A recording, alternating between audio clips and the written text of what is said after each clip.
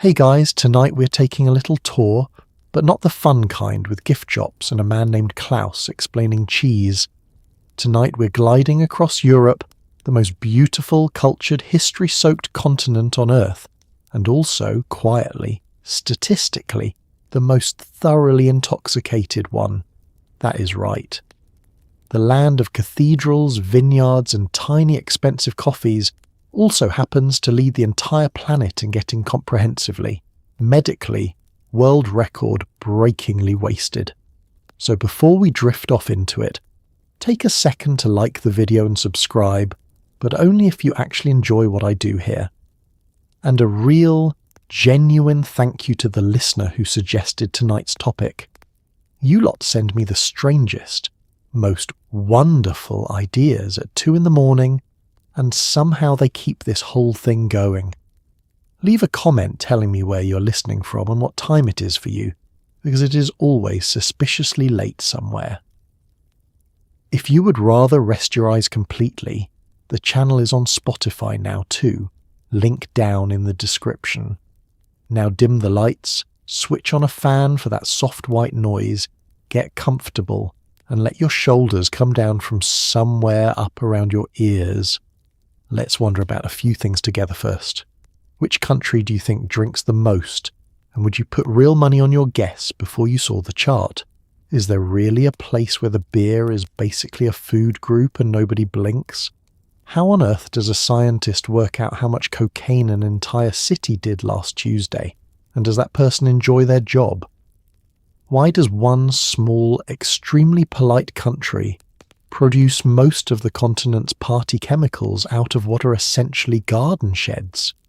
And could you, a reasonable and well-rested adult, correctly name Europe's methamphetamine capital on the very first try?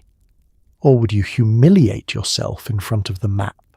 Well, settle in, because we are about to find out. Congratulations. You're now drifting somewhere high above the continent, sober, invisible, and just slightly nosy, about to take the most sobering tour of your life. Welcome to Europe After Dark. Before we crown a single champion, we have to answer an awkward question. How does anybody actually know? Nobody fills in a government form after a big weekend. Nobody staggers home at 4 a.m. and pauses to update a spreadsheet. So the people whose job this is got creative, and by creative I mean they decided to study your sewage. Picture it. All across the continent, in the pale hours before dawn, there are scientists lowering little sampling tubes into the wastewater of entire cities.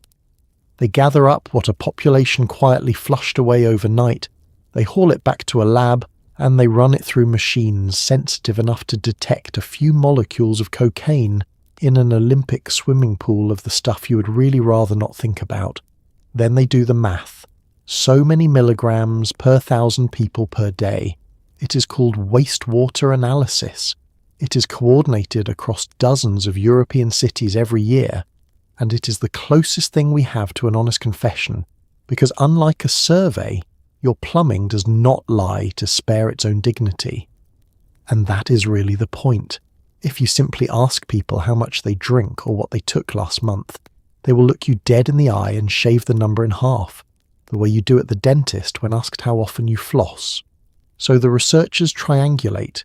They combine the sewage readings with those flattering surveys, then add treatment records, hospital emergency data, and the tonnage that customs officers pull out of shipping containers.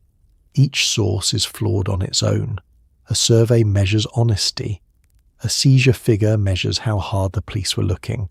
A treatment statistic measures who finally asked for help. But stack them together, and a rough, wobbling, surprisingly useful picture begins to emerge. It helps to know who keeps all these receipts. There is a European agency based in Lisbon whose entire existence is devoted to watching this one slow-motion phenomenon, and every year it publishes a doorstop of a report that the rest of us then argue about.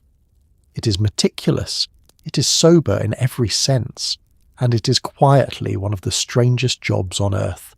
Somewhere in that building is a person who can tell you, with a straight face and a confidence interval, which European city did the most ecstasy last Tuesday? Now, you might reasonably ask whether any of this is precise. It is not. The margins are wide, the methods keep improving, and every figure comes wrapped in more caveats than a phone contract. A wet music festival can spike a whole region's numbers for a week. A single enormous seizure can make a country look like the drug capital of the world, when really it just has an unusually alert port. We will come back to all of this honesty at the end of the night, because it matters more than the leaderboard does. But for now, simply sit with the marvel of it. An entire continent's secret habits, reconstructed from wastewater, clipboards, and customs paperwork, assembled into charts clean enough to put on a screen. It is equal parts genuinely brilliant and deeply, deeply undignified. And it means that the tour you're about to take, drifting invisibly from country to country, is not built on rumour or reputation. It is built on evidence, most of it collected downstream. So let's follow the evidence to its first, largest, and most embarrassing conclusion, one that has nothing to do with any powder at all. Let's start with the big, slightly embarrassing headline, the one that reframes the whole evening before we have even really begun. Of all the world's regions, the one that drinks the most, by a comfortable and well-documented margin, is the one you are currently floating over: Europe. The World Health Organization has said it plainly and repeatedly, in the flat, weary tone of an institution that has given up hoping anyone will be surprised. No corner of the planet consumes more alcohol per person, and no corner has fewer people who abstain entirely. Let that second part sink in, because it is the quieter and more telling fact. It is not just that Europeans drink a lot, it is that almost everybody joins in. In many parts of the world, huge shares of the adult population do not drink at all, for reasons of faith or custom or simple preference. Here, the teetotaler is the odd one out, the person at the party nursing a sparkling water while being asked, with genuine concern, whether they are feeling quite well. Roughly 2 out of every 3 European adults drink, and the ones who do not are treated as a fascinating anomaly, like a left-handed cat. Drift over the whole continent at once and you can almost see the ritual. In the south, a long lunch stretches into the afternoon with a carafe of wine treated as casually as the bread. In the north, the working weekends and the pubs fill with a kind of grim, joyful determination.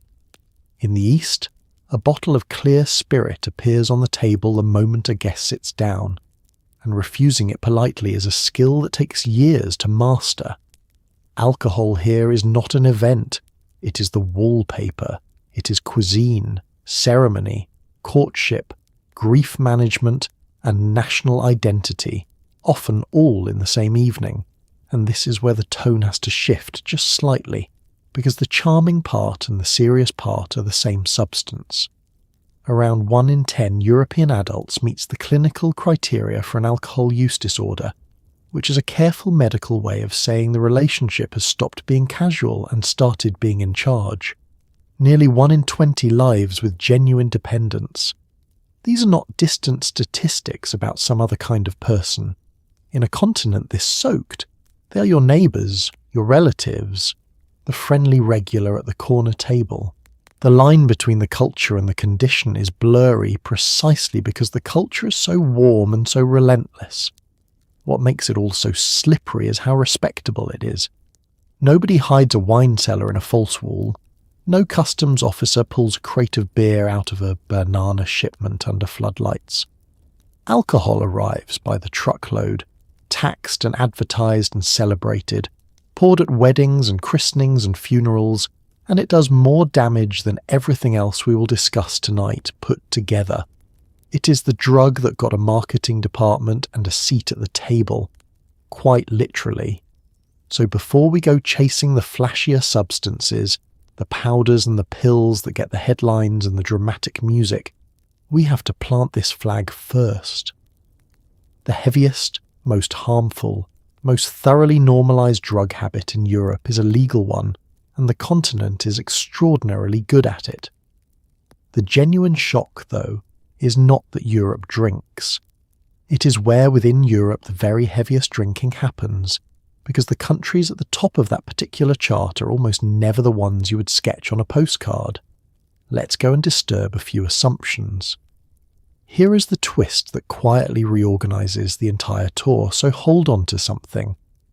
The single most destructive substance in Europe is legal, taxed, cheerfully advertised, and very probably sitting in your kitchen right now, minding its own business behind the milk. We're going to spend most of tonight worrying about things smuggled in submarines and cooked in sheds, and meanwhile the deadliest player on the whole board is a chilled glass of something you were planning to enjoy on Friday. The reason we forget alcohol is a drug is the same reason a fish forgets it is wet. It is simply the medium we swim in. It has been with European civilization for thousands of years. It built monasteries and funded kingdoms. It has its own saints and songs and a permanent aisle in every shop. When something is that woven into normal life, calling it a drug feels almost rude, like pointing out that a beloved uncle is technically also a man with a criminal record. But pharmacology does not care about our feelings or our traditions. Ethanol is a psychoactive, dependence-forming, organ-dissolving compound, and the fact that it comes in an attractive bottle with a nice label does not change the chemistry one bit. Look at the harm honestly, and the ranking is not even close. Alcohol is tied to more deaths across Europe than every illegal drug on this list combined, and it is not shy about the methods. It causes cancers of the mouth, the throat, the liver, the bowel and the breast, a fact that survey after survey shows most drinkers have no idea about, because nobody puts that on the advertisement between the sunset and the laughing friends. It drives heart disease and liver failure. It fills hospital beds on a Saturday night with a reliability you could set a watch to, and that is before we even leave the body and start counting the car crashes, the fights, the ruined marriages, and the frightened children waiting up late, all of which alcohol pours out into the world around the drinker like a spill spreading across a floor. Now, none of this is an argument that you, personally, drifting drowsily above the continent, are doing something wicked by enjoying a drink. Most people who drink are entirely fine, and a glass of wine is not a moral failing. The point is subtler and stranger than that. It is that we have collectively agreed to be terrified of substances that harm relatively few, while shrugging warmly at the one that harms the most, purely because the harmful one is familiar and the others are not. It is a spectacular failure of perspective, dressed up as common sense, and it happens at every level from the dinner table to national law. So that is why alcohol goes near the front of the queue tonight. Before we get dazzled by the cocaine seizures and the meth statistics and all the genuinely gripping stuff to come. If we saved it for a polite footnote at the end, we would be committing the exact error the whole episode is about, ranking the predators of Europe and quietly skipping past the lion, because it looks so tame lying there in the sun. It is not tame. It is just used to us, and we are used to it. With that flag firmly planted, we can finally do what you actually came here for. We can start naming names, and the first name on the list of Europe's heaviest drinkers is going to send us east, into a corner of the continent where the numbers stop being figures of speech and start being genuinely difficult to believe. Now let's glide east, out past the postcard capitals and into the part of the continent where the real heavyweights live, because this is where the drinking stops being a lifestyle and starts being a world record. Country for country, adult for adult. The very heaviest consumption in Europe clusters here in the east, in a broad belt of nations that most of the world could not confidently place on a map, but that the statisticians know intimately. At or near the top of nearly every chart sits Romania. Depending on which survey you trust and which year you catch it, the average Romanian adult puts away somewhere between 11 and 17 litres of pure alcohol a year. Now, pure alcohol is an abstract measure, so let's make it real. 17 litres of pure ethanol is not 17 drinks. It is closer to the alcohol content of several hundred bottles of wine or well over 1,000 beers, spread across the year for every single adult, including the ones barely drinking at all, which means someone is picking up an enormous amount of slack. Picture a bathtub. Now picture it filled not with water but with the strong stuff, and picture being told that is the yearly national average. That is roughly the neighbourhood we are standing in. Cluster around Romania, and you find the rest of the podium regulars. Moldova, tiny and often overlooked, drinks with a ferocity wildly out of proportion to its size. Latvia and Bulgaria trade places near the summit year after year. Just outside the European Union proper, Georgia, ancient homeland of winemaking itself, keeps pace effortlessly. These are not places with a casual after-work pint culture. These are places where alcohol is agricultural, homemade, and deeply personal. That last part is the key to the whole region, and it is the reason the official figures are almost certainly undercounts. Across the Eastern Belt, a huge share of what people actually drink never touches a shop shelf or a tax office. It is distilled at home, in backyards and cellars and sheds, from plums or grapes or whatever the family orchard produced that year. It has a name, a recipe passed down through generations, and frequently a proof level that could strip paint or launch a small rocket. In Romania it might be a plum spirit. In Georgia it is a grape one. Every family swears theirs is the finest and the smoothest, and every family is subtly, patriotically wrong about that. This homemade tradition turns refusal into an art form, because declining a drink here is not a dietary choice, it is a small diplomatic incident. Sit down at a table anywhere in this belt and a glass will appear before you have finished sitting. A toast will follow, then another, then a third that somehow references your health, your family, your ancestors, and the general concept of friendship. Saying no thank you, I am driving is understood, but saying no thank you, I simply do not want one, is heard as a mild insult to the host, the house, and possibly the nation. Generations of visitors have learned this the hard way, usually in the second hour. None of this happens by accident, and none of it happens because these are unhappy or uniquely reckless people. It is culture, climate, history, and cheap, potent homemade spirit all pouring into the same glass. The Eastern Belt did not stumble drunkenly to the top of Europe's drinking charts.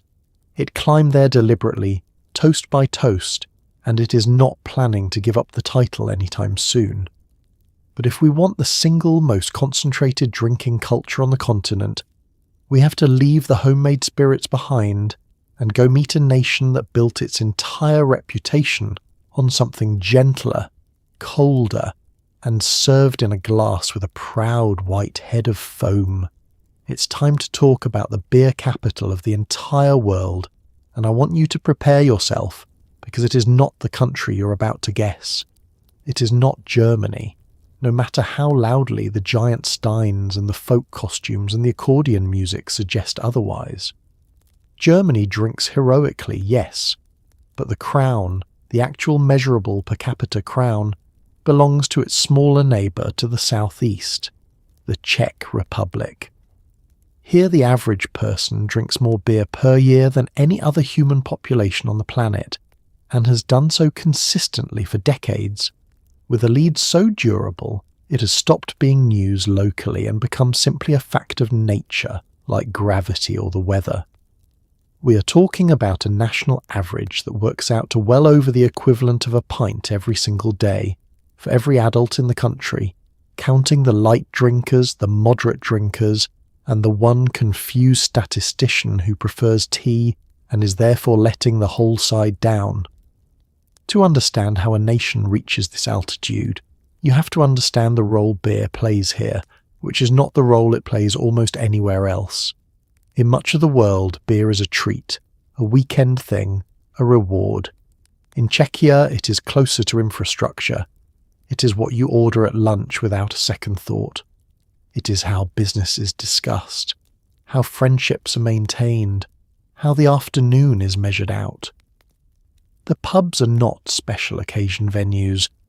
They are living rooms with better plumbing, warm and loud and lined with regulars who have been coming to the same table for 30 years and would notice immediately if the foam were served incorrectly. And then there is the detail that visitors refuse to believe until they see the menu with their own eyes. In many Czech pubs, beer is cheaper than bottled water. This is not a figure of speech or a nostalgic exaggeration. It is a real and frequently documented pricing situation, a genuine economic circumstance in which the responsible, hydrating, sensible choice costs more than the one that gets you gently drunk. Imagine trying to talk yourself into the water in that scenario. Imagine the little internal negotiation, the one where economics and virtue fight it out, and economics wins the moment the prices land on the table. The country has essentially built a subtle daily nudge toward beer into the very cost of living, and the population has responded exactly as you would expect reasonable people to respond to a discount. Now, the Czechs will tell you, with justified pride, that their beer is also among the finest in existence, brewed with centuries of expertise, and they are right.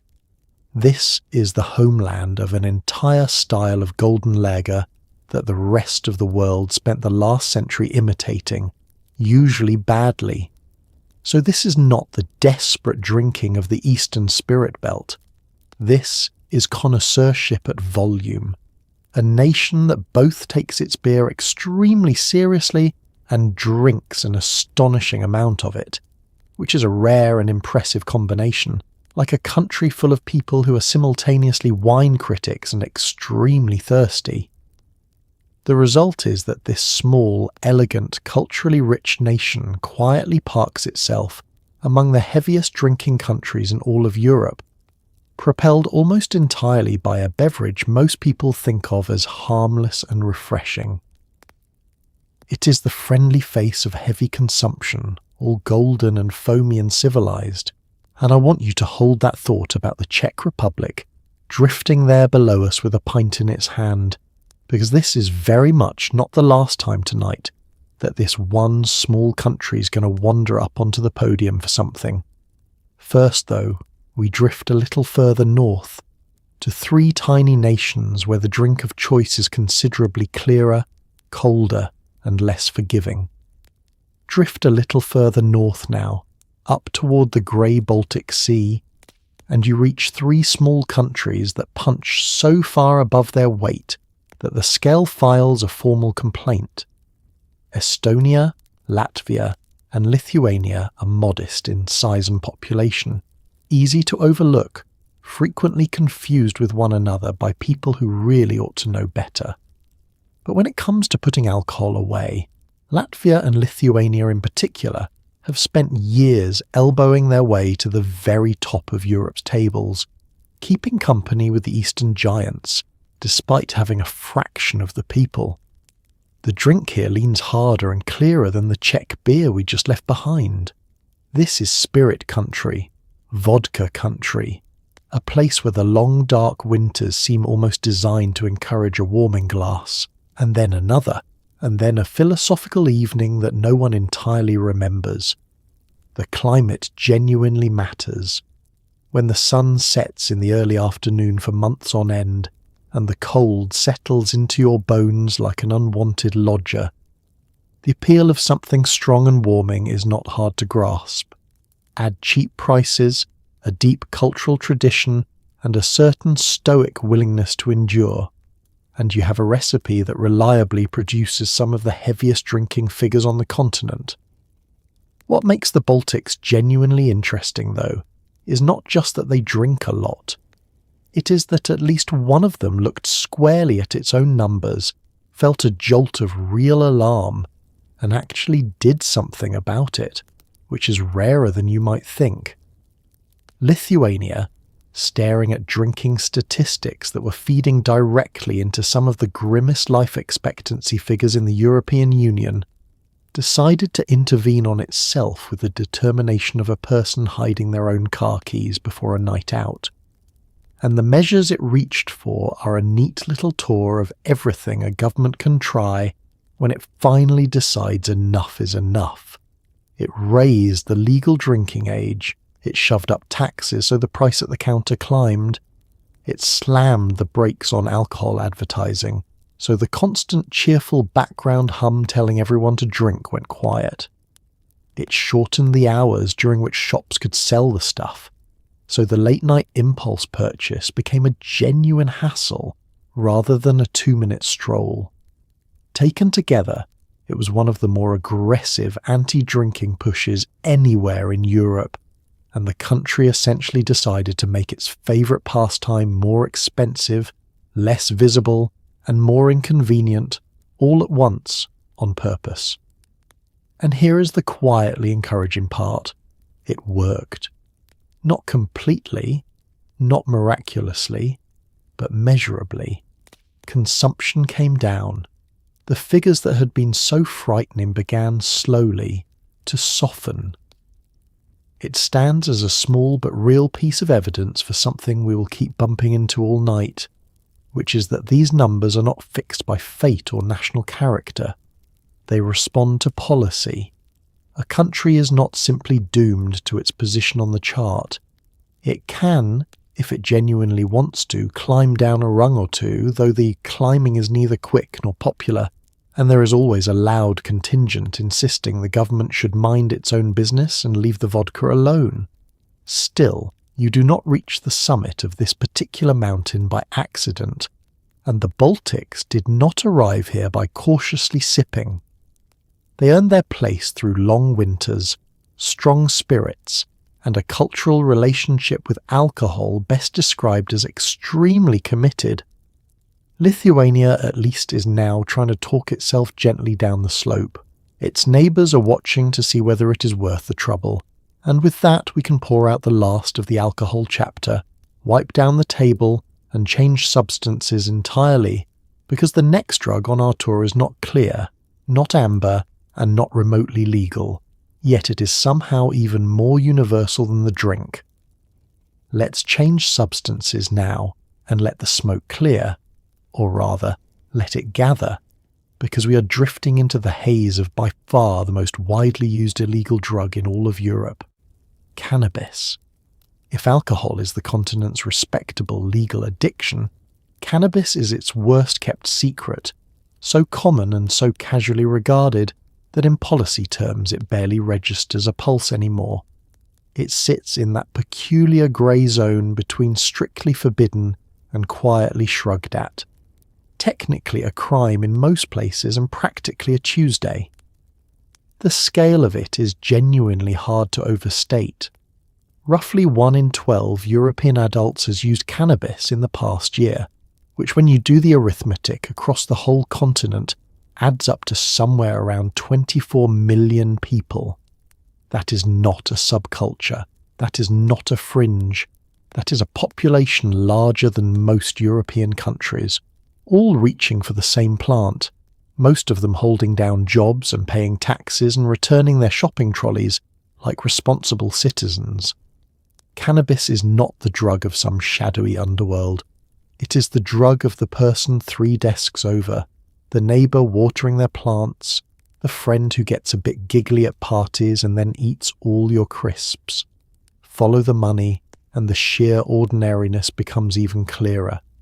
The cannabis market is comfortably the largest slice of Europe's entire illegal drug trade, worth something in the region of 12 billion euros a year at the retail end, which is a genuinely staggering figure for a substance that is, at bottom, a dried plant.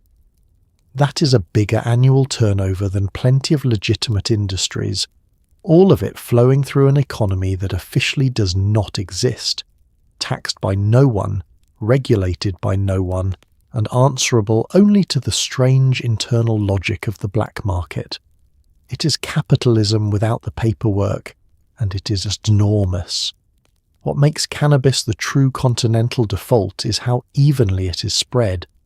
The powders and the pills we will meet later have their hotspots and their capitals, their surprising leaders and their quiet corners. Cannabis is just everywhere. Every country reports substantial use. Most young people have tried it at least once, to the point where in many places the genuinely unusual teenager is the one who has not. It is the beige carpet of European drug use, not glamorous, not shocking, not the subject of dramatic documentaries, just quietly underfoot in every room on the continent. There is one modestly hopeful footnote worth mentioning before we move on, because the picture is not entirely one of relentless growth. Among the very youngest users, the teenagers, lifetime users actually been drifting downward in recent years, reaching some of the lowest levels seen in decades. The kids, it turns out, are not necessarily all doing what their parents assume, whether that is thanks to prevention efforts, or shifting fashions, or simply the fact that everything migrated onto screens and even rebellion now happens indoors. Nobody can say for certain.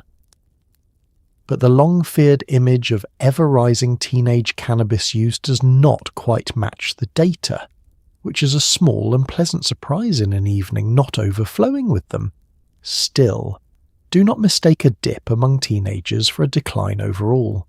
The plant remains the undisputed people's choice, the democratic drug, the one that crosses every border and every class and every generation with equal ease.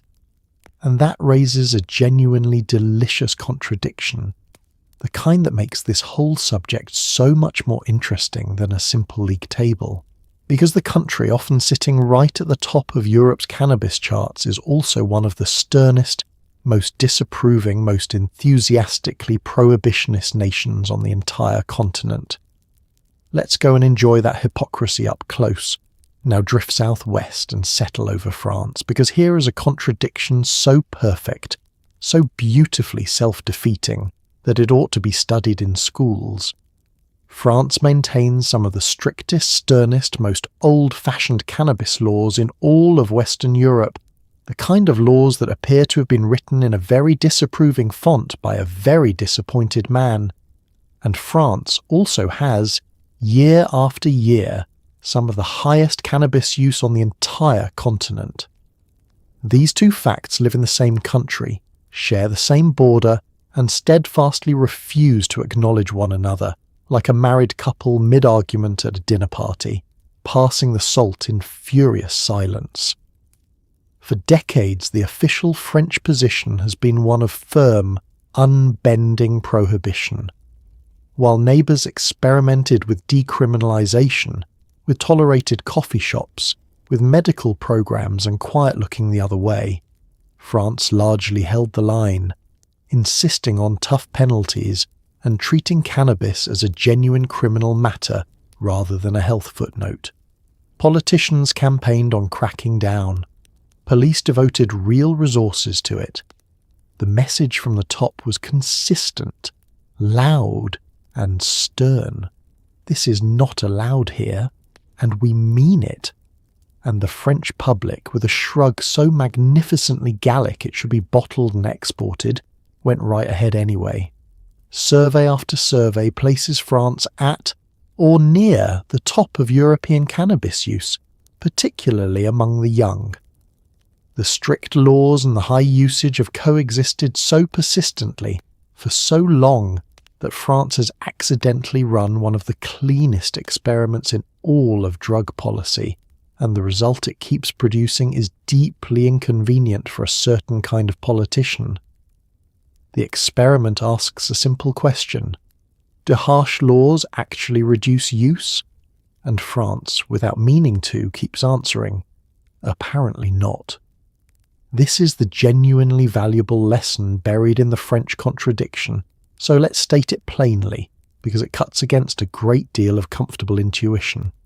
Being tough on a drug and having little of that drug around are not the same thing, and are not even reliably related.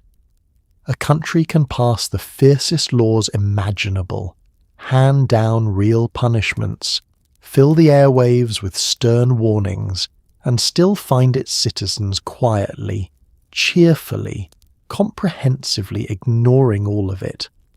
The law expresses disapproval. It does not, on its own, change behaviour nearly as much as its authors hope.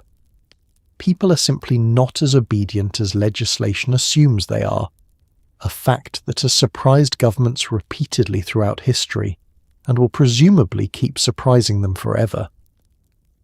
There are signs, slowly, that France has begun to notice the gap between its rhetoric and its reality. In recent years, it has crept towards softer approaches at the edges, small fines instead of full prosecutions for minor possession, tentative openings toward medical use, the cautious sort of half-step a proud nation takes when it does not want to admit it might have been getting something wrong for 40 years. It is not a revolution.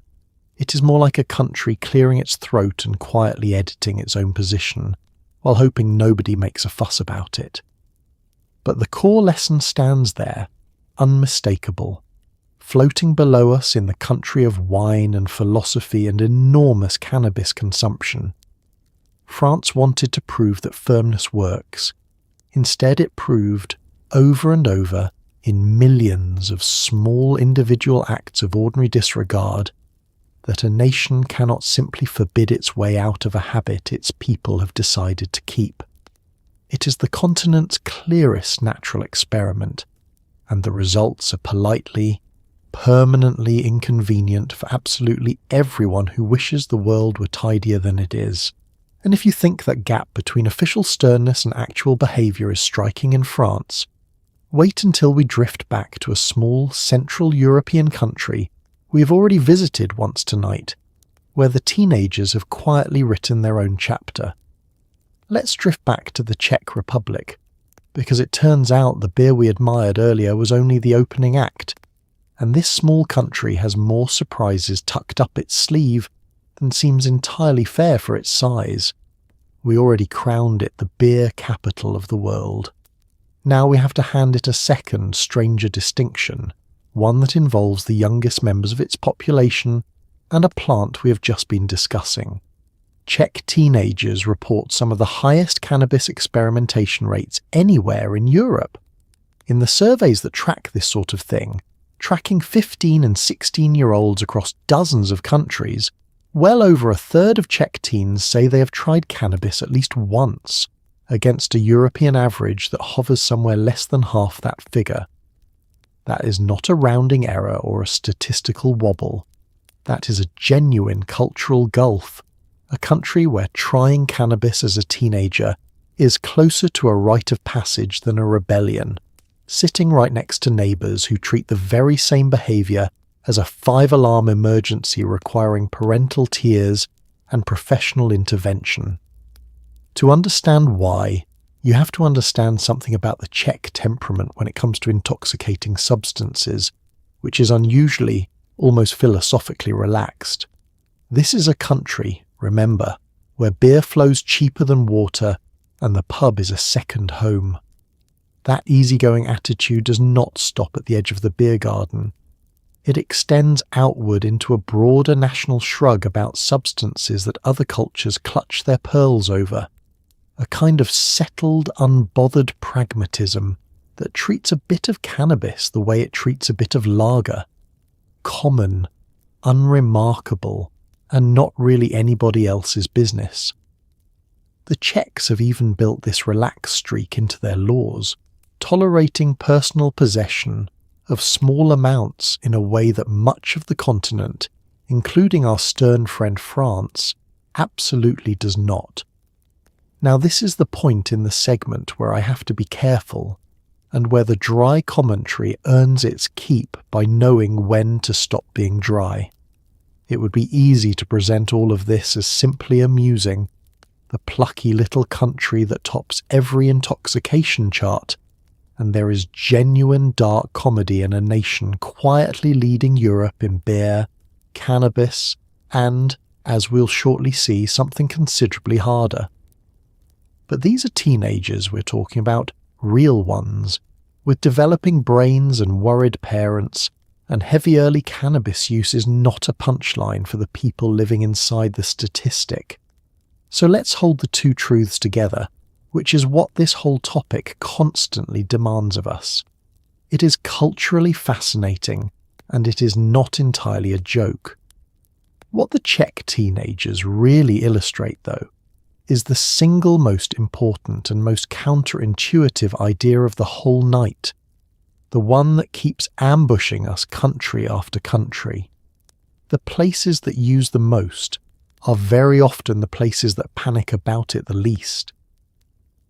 There is a strange, stubborn relationship running quietly through all this data, in which relaxed attitudes and high usage travel together, while stern disapproval and high usage also travel together, and the one thing that does not reliably appear anywhere is the fantasy combination of stern disapproval and low usage that so many governments keep promising their voters.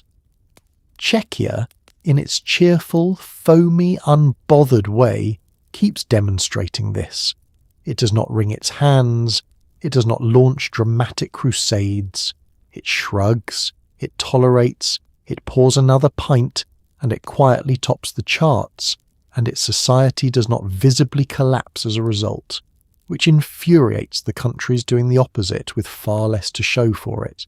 Hold that unsettling little insight close, because we are about to leave the relatively gentle world of plants and lagers behind entirely. The next substance on our tour does not shrug. It accelerates, it escalates, and over the last decade it has been quietly conquering the continent one white line at a time.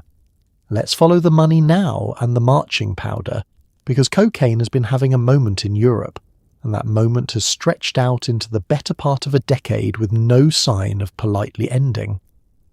Once upon a time, cocaine was the expensive indulgence of a narrow, glossy elite, the drug of stockbrokers and rock stars and people who use the word darling too often. It arrived with a certain glamour and a certain price tag, and both kept it comfortably out of reach of ordinary life. That era is over. Cocaine has spread downward and outward across the continent until it turns up in unremarkable towns, in ordinary pubs, in the wallets of people who would once never have encountered it, and its old exclusivity has dissolved almost completely. The clearest evidence is at the border, in the seizure figures, and those figures have gone frankly berserk. Year after year, European authorities have reported record-breaking hauls, smashing the previous record and then smashing the new one, with annual seizures climbing into the hundreds of tons. Now, a rising seizure number is always a little ambiguous, and we'll keep being honest about that all night, because a bigger haul might mean sharper policing rather than more drugs. But when the records keep shattering for the better part of 10 years straight, and the price on the street stays low while the purity stays high, there is really only one sensible conclusion. It is not that the police suddenly became geniuses. It is that there is simply, staggeringly, more of the stuff around than ever before. That combination of low price and high purity is the tell, and it is worth pausing on, because it runs against what you might expect. In a normal market, when something becomes wildly popular and heavily hunted by the authorities, it gets scarcer, pricier, and more watered down. Cocaine in Europe has done the opposite. It has become cheaper in real terms, stronger at the point of sale, and easier to find all at the same time, which tells you the supply is not just keeping up with the soaring demand but comfortably outrunning it. Somewhere upstream, an industry is scaled up with terrifying efficiency, and Europe is drowning happily in the results. It is now, after cannabis, the second most commonly used illegal drug on the continent, and the culture around it has shifted to match its new abundance. Where it was once whispered about, it is now almost normalized in certain nightlife scenes, treated as an unremarkable accompaniment to a big night out, the way a previous generation might have regarded an extra round of drinks. That casualness is precisely what worries the people who study this for a living, because cocaine is not a casual substance. It drives dependence, it strains the heart, and increasingly it appears in a smokable form that grips even harder and lands squarely on the most vulnerable communities, which is the grim underside of the glossy party image and a thread we will have to pick up later. And behind the tidy usage percentages, remember, sits an enormous and violent machinery, a supply chain that has warped entire cities and brought corruption and bloodshed to the ports where it lands. The clean statistic on the screen, the polite little bar showing rising use, is the visible tip of something far darker running through the container terminals and the shadow economy beneath. So cocaine is up everywhere and rising, but not evenly. And that is where it gets genuinely interesting for our tour. Because when you actually look at the map of who uses the most, it does not lead where instinct says it should. It does not point to the obvious sun-soaked party destinations. It points first to a small, flat, tidy, bicycle-loving nation that keeps turning up in this story, and the numbers it posts are large enough to make far bigger countries feel a little faint. Let's go and hover over the Netherlands. Point yourself down at the Netherlands now, that flat, tidy, bicycle-powered little nation, reclaimed from the sea by sheer stubbornness, and prepare for the numbers to stop making sense in the nicest possible way. Because this small, sensible, famously easygoing country consistently posts some of the highest cocaine use figures on the entire continent, the kind of figures that make its far larger neighbours do a quiet double take and check the math. Among younger adults here, the share who used cocaine in the past year climbs past 5%, a level that would make several bigger countries feel faint and reach for a glass of water, or possibly something stronger. To grasp how odd this is, hold the image in your mind. The Netherlands is a place of windmills and tulips, of cycle lanes so orderly they could bring a tear to the eye, of a population that queues politely and settles disputes through committee. It is the country that gave the world the word for a certain kind of cosy, wholesome contentment. And it is also, quietly, one of the most enthusiastic cocaine-consuming nations in Europe, a fact that sits in the national self-image about as comfortably as a stain on a very clean tablecloth. The explanation lies partly in that famous Dutch character, the pragmatism that the country is rightly proud of.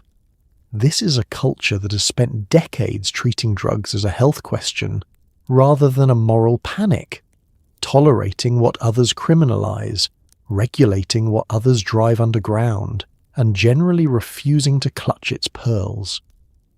That approach has real merits, and we'll give it credit later. But it also produces a society remarkably unbothered by substances that make other nations shudder, and that relaxed atmosphere shows up starkly, unavoidably in the usage data. Here, though, is the distinction that matters, and it is one the Netherlands demonstrates better than anywhere else on our tour. Relaxed and unaffected are not the same word. A country can be calm about a drug and still be shaped by it, still count the costs of it, still watch it thread through nightlife and weekends and ordinary social occasions until it is simply part of the furniture. The Dutch shrug is genuine, but a shrug does not make the cocaine disappear. It just means the country carries a very high level of use without the accompanying hysteria, which is its own strange achievement, though not necessarily a comfortable one. And there is a second, darker reason the Netherlands sits so high on this particular chart, one that connects use to supply in a way we will keep bumping into. This is not merely a country that consumes a great deal of cocaine. It is a country wired directly into the machinery that moves it, sitting beside some of the busiest ports on Earth, threaded through the trafficking routes that feed the whole continent. When you live on top of the warehouse, some of the stock inevitably finds its way into the neighbourhood, and the Netherlands lives very much on top of the warehouse. So file the Netherlands away carefully, drifting there below us, all neat and flat and secretly powdered, because this is not the last time it will demand our attention tonight. It is going to come roaring back later, not as a consumer at all, but as a producer, the quiet workshop of the continent. For now, simply note the paradox. The most sensible country in Europe is also one of its most chemically enthusiastic, and it manages this without breaking a sweat or raising its voice. Its calm, however, ends abruptly the moment you cross the border into its southern neighbour, where the same drug arrives not with a shrug but with gunfire. In a city that has become the dark, beating heart of the entire European cocaine story. Cross that southern border now and hover over Antwerp, a Belgian port city so central to the cocaine story that it genuinely deserves its own ominous music sting whenever it is mentioned. Because this is where the polite usage percentages we've been discussing collide violently with the industrial reality behind them.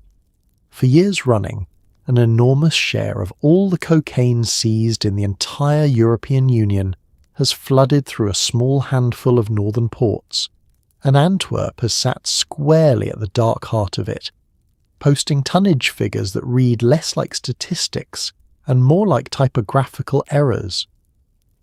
We are talking about seizures measured in the tens and even the hundreds of tons passing through this one port complex, and remember, the seizures are only the portion that got caught. The container that customs opened is the tip. The vast tonnage beneath the surface, the shipments that sailed through untouched, is the part that keeps the whole continent supplied and the price on the street stubbornly low. Antwerp is Europe's second largest seaport, a colossal, ceaseless churn of steel boxes arriving from every corner of the planet, and somewhere in that ocean of legitimate commerce, the cocaine rides in, buried in bananas, hidden in machinery, packed inside shipments of anything and everything that moves through a modern port. The scale of it has done something genuinely frightening to the city, and this is where I want the tone to steady, because it stops being amusing very quickly. The sheer volume of money and product flowing through Antwerp has warped the place around it, the way a heavy object bends the space it sits in. It has brought corruption that reaches into ordinary institutions. It has brought intimidation aimed at officials, at port workers, at journalists. And it has brought violence, real and escalating, spilling out of the shadows and onto residential streets, to the point where local leaders now speak about it publicly, with a fear you rarely hear from politicians, warning openly that the trade threatens the basic fabric of the city. It is worth sitting with what that actually means, drowsy and safe as you are up here in the dark. Every clean little bar on a chart showing rising European cocaine use, every casual line at a weekend party in some faraway capital, connects by an unbroken thread back to places like this. The percentages are downstream of the port. The party is downstream of the violence. The two ends of the chain could hardly look more different. The glossy nightlife and the grim dockside intimidation, and yet they are the same story, joined by the shipping container. Belgium itself, small and often overshadowed by its neighbours, has found itself hosting the continent's cocaine gateway, largely through the accident of geography and infrastructure, through having built one of the most efficient ports in the world, and then discovering that efficiency, once again, does not check what it is being efficient about. The country has poured resources into fighting back, tightening security, building international partnerships, chasing the networks. But the fundamental problem remains stubborn, because as long as demand keeps climbing across Europe, someone will keep finding a way through the boxes, and the boxes number in the millions. So Antwerp stands as the essential correction to everything glamorous about this drug, the reminder that behind the usage figures and the casual nightlife sits a supply chain with a body count and a corrupting reach. It is the machinery made visible, and it is not the only doorway. If Antwerp is the northern gate through which cocaine floods into Europe, then we have to drift now to the southern one, to a sun-soaked country whose most spectacular drug busts have involved a fruit you almost certainly have in your kitchen. Drift south and west now, down to Spain, the continent's other great cocaine doorway, and the source of some of the most genuinely cinematic drug seizures ever recorded. If Antwerp is the grim northern gate, Spain is the sun-drenched southern one, the natural landing point for anything crossing the Atlantic from the west, and its geography has made it a permanent fixture near the top of Europe's seizure charts. In one recent year, Spain reported more cocaine seized than any other European country, an unwanted trophy that reflects less about Spanish appetites and more about Spanish coordinates. And then there are the busts themselves, which have taken on an almost theatrical quality. In one operation, Spanish authorities pulled 13 tons of cocaine out of a single shipment, concealed inside a delivery of bananas that had crossed the ocean from Ecuador. 13 tons in bananas. It is the kind of detail that sounds invented, the sort of thing you would cut from a film script for being too on the nose, and yet there it is in the official record, a mountain of cocaine hidden inside a mountain of fruit. It is also, if you think about it, a permanent and slightly unwelcome reason to look at the humble banana with fresh suspicion, wondering what exactly it has been up to on its long journey to your fruit bowl. The banana is not a random choice, by the way, and understanding why reveals something clever and depressing about the whole trade. Fruit is perfect cover precisely because it is perishable and enormous in volume. Refrigerated container ships packed with produce move fast and get waved through quickly, because nobody wants a hold full of rotting bananas while inspectors leisurely poke around. The traffickers understand the logistics of legitimate global commerce better than most legitimate businesses do, and they exploit every efficiency and every shortcut the modern supply chain offers. The same speed and scale that gets cheap fruit onto European shelves gets cocaine onto European streets, riding along in the same cold, fast-moving boxes. Now, Spain is not merely a passive doorway, a place cocaine passes through on its way to somewhere else. It also posts high personal use figures of its own, which surprises absolutely no one who has been paying attention tonight, because we keep discovering the same unglamorous rule. Living next to the warehouse affects the shopping habits. When enormous quantities of a drug are constantly flowing through your ports and your cities, some of it inevitably stays home, and Spanish use of cocaine sits comfortably among the higher rates in Europe as a direct consequence of the country's role in the supply chain. Proximity breeds availability, and availability breeds use every single time. There is a human texture to the Spanish story too, beyond the spectacular seizures. The trade has embedded itself along certain coastlines, in certain communities, bringing the same shadow of corruption and violence we saw in Antwerp, if often in a more sun-bleached and less publicised form. The glamour of the Mediterranean coast and the grubby reality of the trafficking economy coexist along the same shores, another version of the contradiction that runs through this whole subject. So Spain gives us the southern gate, the banana that is not merely a banana, and yet another confirmation that geography is destiny when it comes to this drug.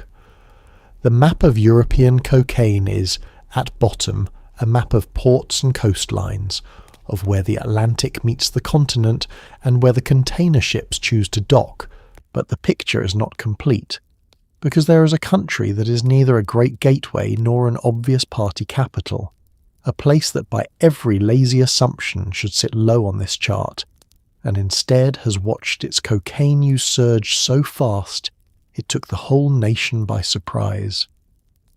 Let's cross the water to Ireland. Cross the water now up into the northwest and settle over Ireland, a country whose relationship with cocaine has changed so fast and so dramatically that it has left the whole island a little breathless. This is not a place anyone would have flagged 20 or 30 years ago as a future cocaine hotspot.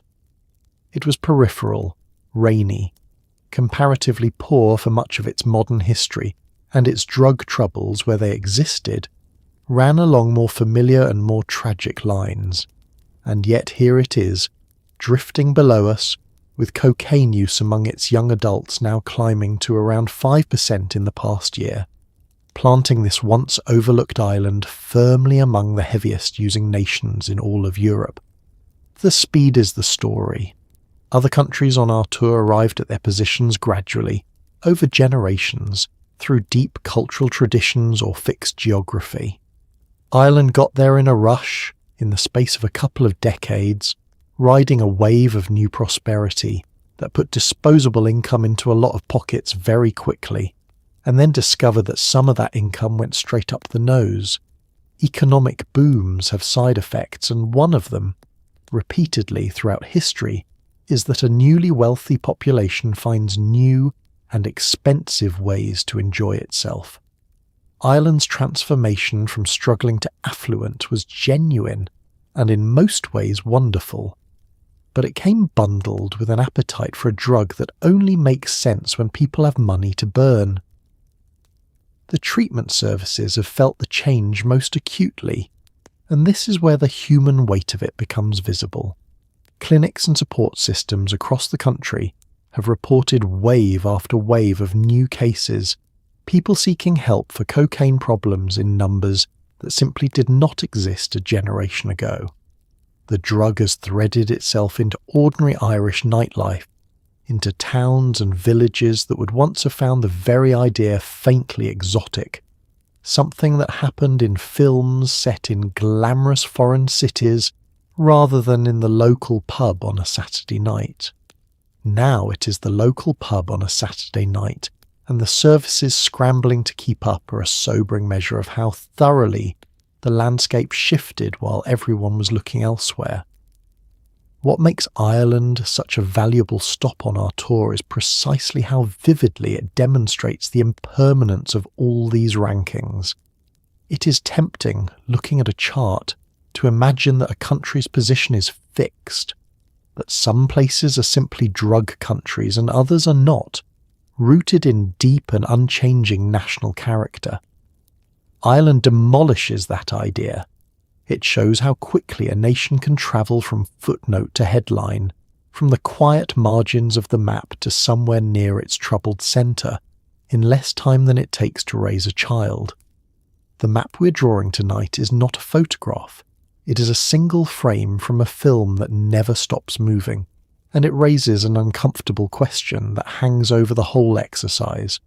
If Ireland could surge like this, largely unnoticed until the figures forced everyone to pay attention, then which country is quietly surging right now, tonight, its numbers climbing in some clinics' records while the rest of the continent assumes it is still a quiet corner of the map?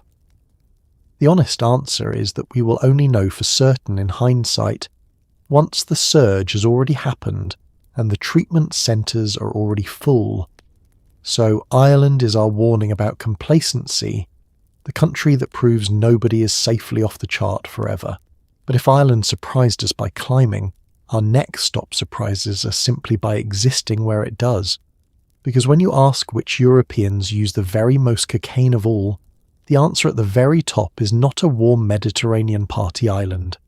It is a cold, wealthy, wholesome seeming nation far to the north, and I would genuinely bet money you're about to guess it wrong.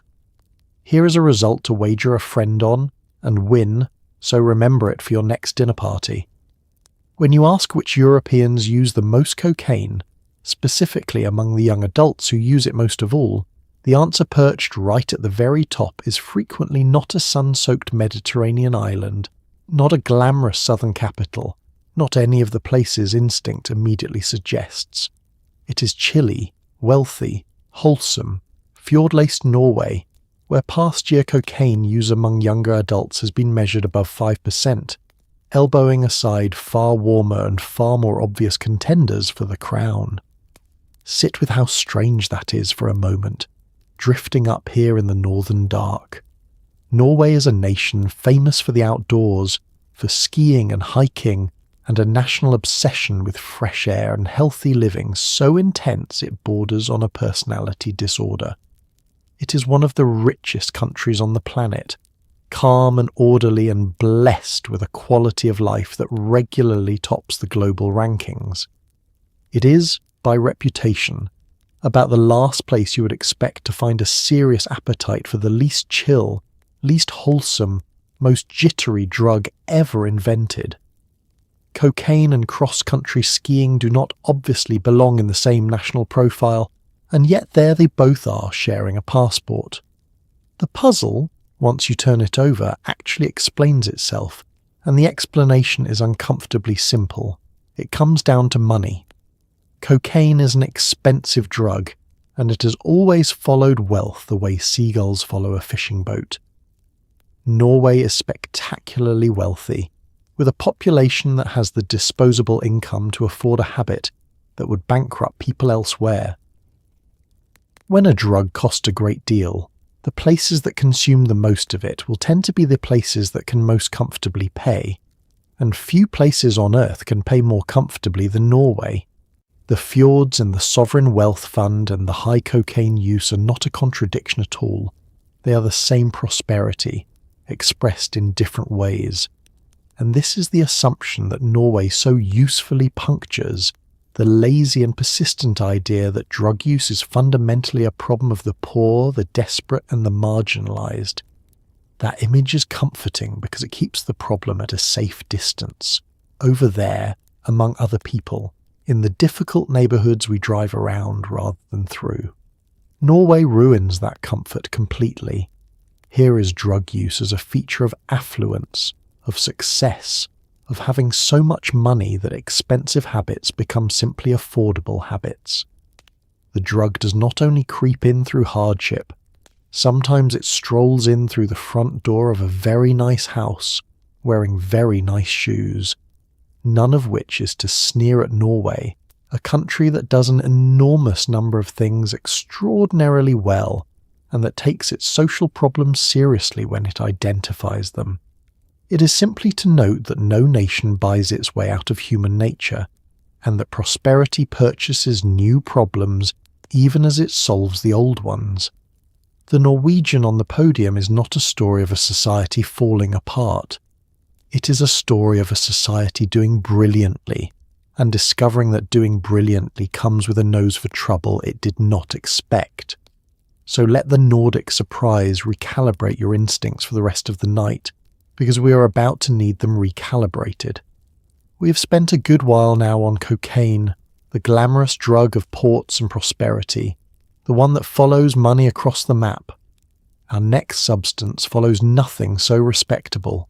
It is homemade, it is cheap, it is devastating, and to find its European capital we have to return, one final and far less charming time, to a small central country we thought we already understood. And now, at last, the question I dangled all the way back in the intro, the one I promised you would be able to win bar bets with. Europe's methamphetamine capital, by an absolutely colossal margin that leaves every other contender invisible in the distance, is the Czech Republic. Yes, our old friend. The country of the world beating beer, and the record-setting teenage cannabis use returns to the podium one final time. And this time it is not charming, and this time I am not going to pretend it is. The drug is known locally as Pervitin, and it is not some recent import or fashionable novelty. It has been woven into the Czech underground for generations, with roots stretching back decades, long enough to become a genuine domestic institution rather than a passing trend. The scale of the country's dominance is genuinely difficult to overstate. Roughly 9 out of every 10 methamphetamine laboratories busted across the entire European Union are found within Czech borders. Not a plurality, not a leading share, very nearly all of them. When European police break down a meth lab door, the overwhelming odds are that the door is Czech. The wastewater studies we met back at the start of the night tell the same story with brutal clarity, and this is where the numbers stop being impressive and start being frightening. When researchers sample the sewage of European cities for traces of methamphetamine, the Czech cities do not merely lead, they tower. The readings from places like Ostrava and Prague come back many times higher than anywhere else on the continent, so far ahead of the pack that the second and third place cities barely register on the same chart, like a runner who finishes the race before the others have left the starting blocks. It is not a competition Czechia is winning. It is a competition Czechia is having entirely by itself. Here is where our whole running joke about this one small country has to end, and end deliberately, because Pervitin is where the comedy runs out. The beer was funny. The cheaper-than-water pricing was funny. The teenagers topping the cannabis charts had at least a dark humour to it. Methamphetamine has none of that. It is a drug that hollows people out, that steals sleep and weight and teeth and years, that grips harder and destroys faster than almost anything else we will discuss tonight.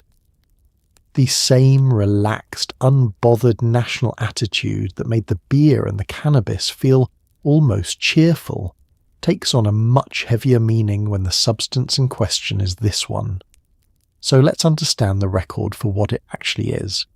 Czechia's overwhelming dominance of European meth is not really a story about consumption at all, or not only. It is a story about production, about a homegrown industry that sprang up and put down roots and turned a small country into the continent's supplier. And that distinction between using a drug and manufacturing it is the key that unlocks the whole strange phenomenon. Norway sits atop the cocaine charts because it is rich enough to buy. Czechia sits atop the meth charts because it learned, quietly and locally, how to make. That single fact that Pervitin is cooked at home rather than shipped in changes absolutely everything about how the problem behaves, how it spreads, and how impossibly hard it is to stamp out. To understand why one small nation ended up so completely, so lonely, at the summit of this particular mountain, we have to leave the record-breaking statistics behind and go down to ground level into the kitchens and the sheds and the quiet, rural back rooms where the whole thing is actually made. Brace yourself, because this next stop is the quietest and the saddest of the night. Let's descend now, down out of the tidy statistics and into the strange, sad, oddly domestic reality of how one country ended up so utterly alone at the summit, because the answer is nothing like the cocaine empires we have been circling all night. There are no submarines here, no container ships, no shadowy cartels moving tons across oceans. Czech methamphetamine has always been, at its core, a cottage industry, and that homely word is the most important one in this entire segment. Pervitin is cooked in small batches, in kitchens and sheds and quiet rural back rooms, by people following recipes passed hand to hand between them like a grim family tradition. It does not require an industrial complex or an international supply chain. It requires a modest space, some ordinary equipment, the right precursor chemicals, and knowledge that has diffused steadily through certain communities over the course of decades. The country's deep historical strength in pharmaceuticals and chemistry, a genuine point of national pride in legitimate industry, found a dark echo in this underground world where amateur chemists learned to produce a drug that the big trafficking networks never needed to bother importing because it was already being made in the next village along. This is what makes the Czech meth problem so profoundly different from everything else on our map and so much harder to fight. A drug that arrives by ship can, at least in principle, be stopped at the port. You can watch the border, inspect the containers, chase the traffickers across the sea. But how do you police a drug that is made a few grams at a time in countless small locations scattered invisibly across the countryside by ordinary people in ordinary homes? There is no single gate to guard, no choke point to seize. There are hundreds of tiny sources appearing and vanishing, and shutting one down barely dents the whole. The problem is not concentrated, it is diffused into the landscape itself. And the human cost of that diffusion is where I have to slow right down and drop the wit entirely, because it has genuinely earned the silence. In some rural regions, whole villages have struggled with this drug, its grip made tighter precisely by everything that makes it so hard to stop. It is local, so it is everywhere. It is cheap, so it is accessible to people with nothing. It is woven into the fabric of ordinary streets rather than smuggled in from far away, which means it is not some external threat arriving from outside, but something growing from within the community, among neighbours and relatives and people everyone has known their whole lives. Methamphetamine does terrible things to the people it takes hold of. It robs them of sleep for days on end. It strips away appetite and weight until the body begins to consume itself. It destroys teeth, ages faces beyond recognition, and makes ordinary functioning, holding a job, keeping a home, being present for a family, slowly impossible. Behind the record-breaking wastewater readings and the dramatic lab bust statistics are a great many small towns having a very, very hard time, and a great many individual people whose lives narrowed down to a single relentless need. So this is the segment where our cheerful tour goes quiet, and rightly so, because there is nothing here to laugh at. The image of plucky little Czechia topping every intoxication chart was fun when it was beer and cannabis. It is not fun anymore.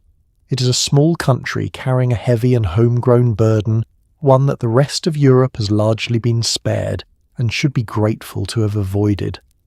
Hold that seriousness for a moment as we lift back up into the night, because we are about to return to a country we have already visited, a calm and tidy one that turns out to be not just a heavy user of drugs, but the continent's actual factory floor.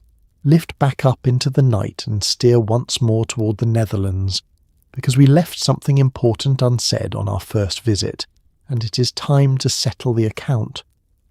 When we hovered here before, we cast this flat, tidy nation as a heavy consumer, one of Europe's most enthusiastic cocaine users hiding behind a wholesome facade. All true, but it was only half the story, and arguably the less remarkable half.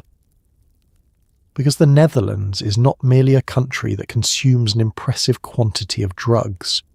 It is the country that makes an astonishing quantity of them for everybody else. It is, quite literally, the chemistry set of the continent. When it comes to synthetic drugs, the ones built in laboratories rather than grown in fields, an enormous share of everything Europe consumes traces back to Dutch production. Amphetamine, the speed that keeps the continent's clubs and long-distance drivers awake, and ecstasy, the pill at the heart of its festival culture, both pour in vast quantities out of Dutch labs.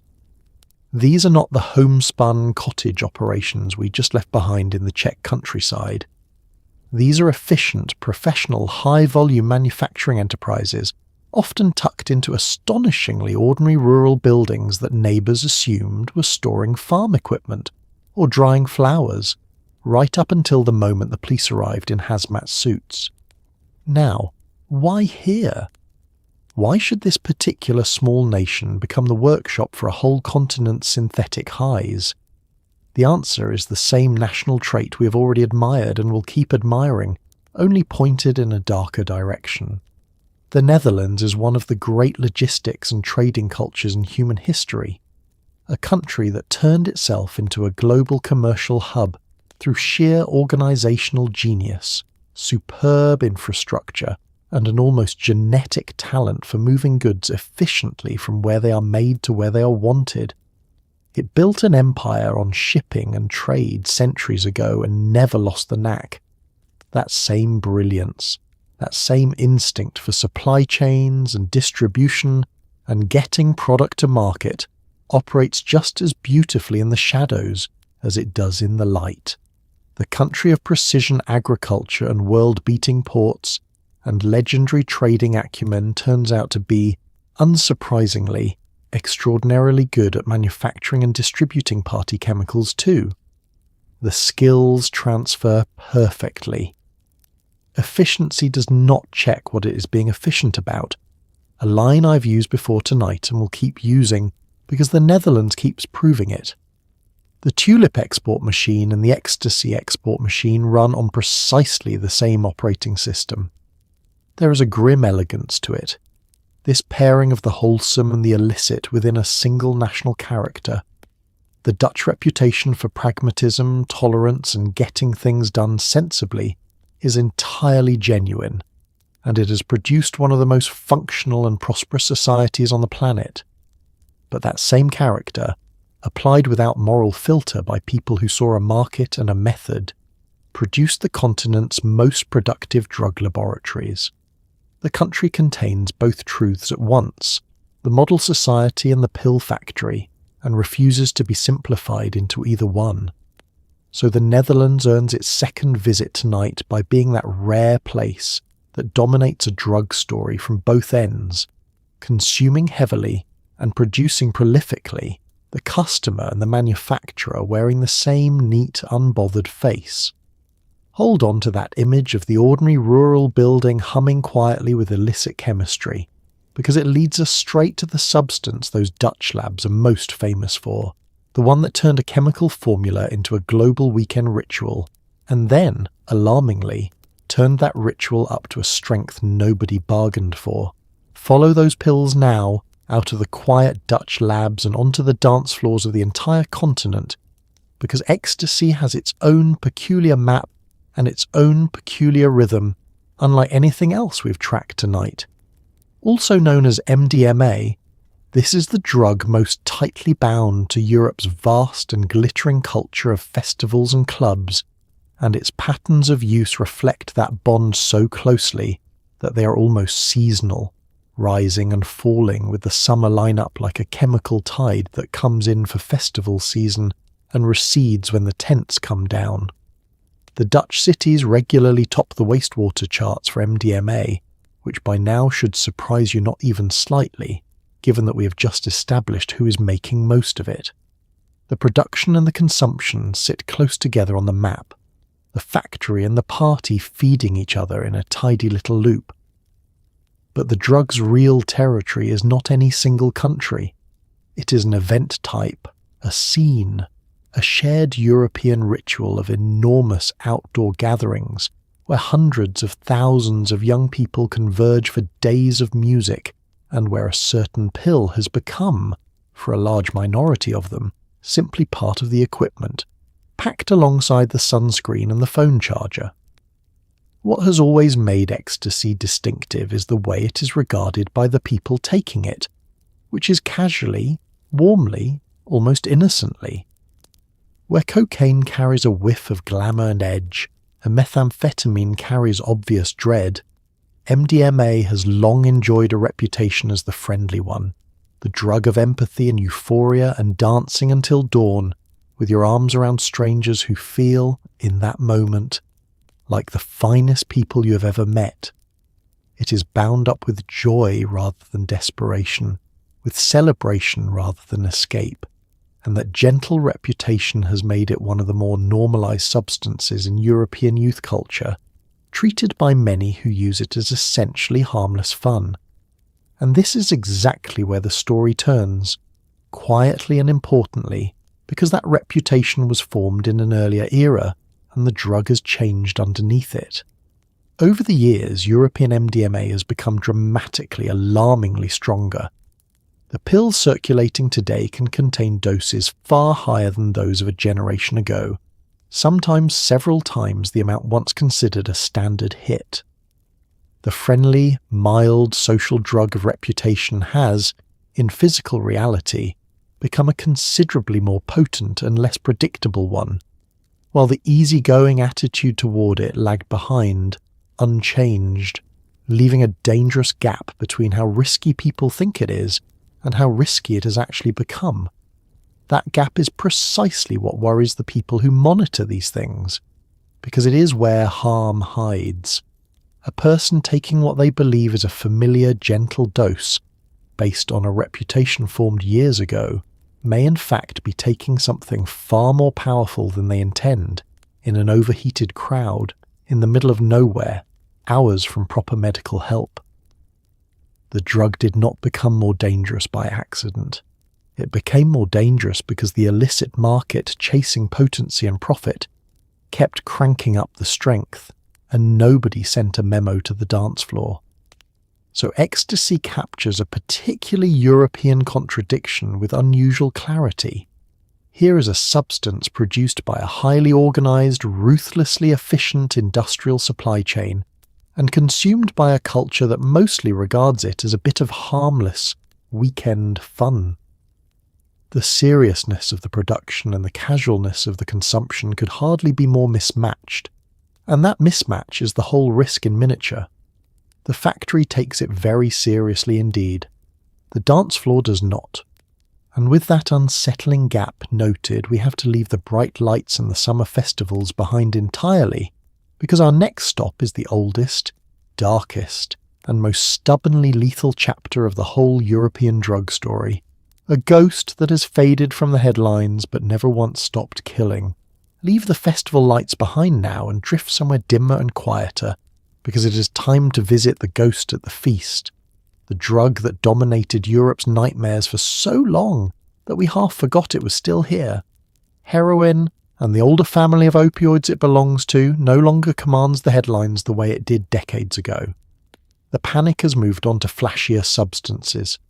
The documentaries have found newer villains, and genuine measurable progress has been made, with heroin use declining across much of the continent over the years.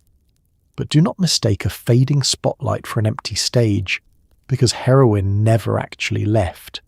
It simply stopped being news, which is a very different thing from stopping. Here is the fact that reorders everything, and it deserves to be said slowly. Despite the decline in use, despite no longer being the fashionable fear, heroin and the other opioids remain responsible for a wildly disproportionate share of Europe's drug deaths. This is the cruel arithmetic at the heart of the whole subject.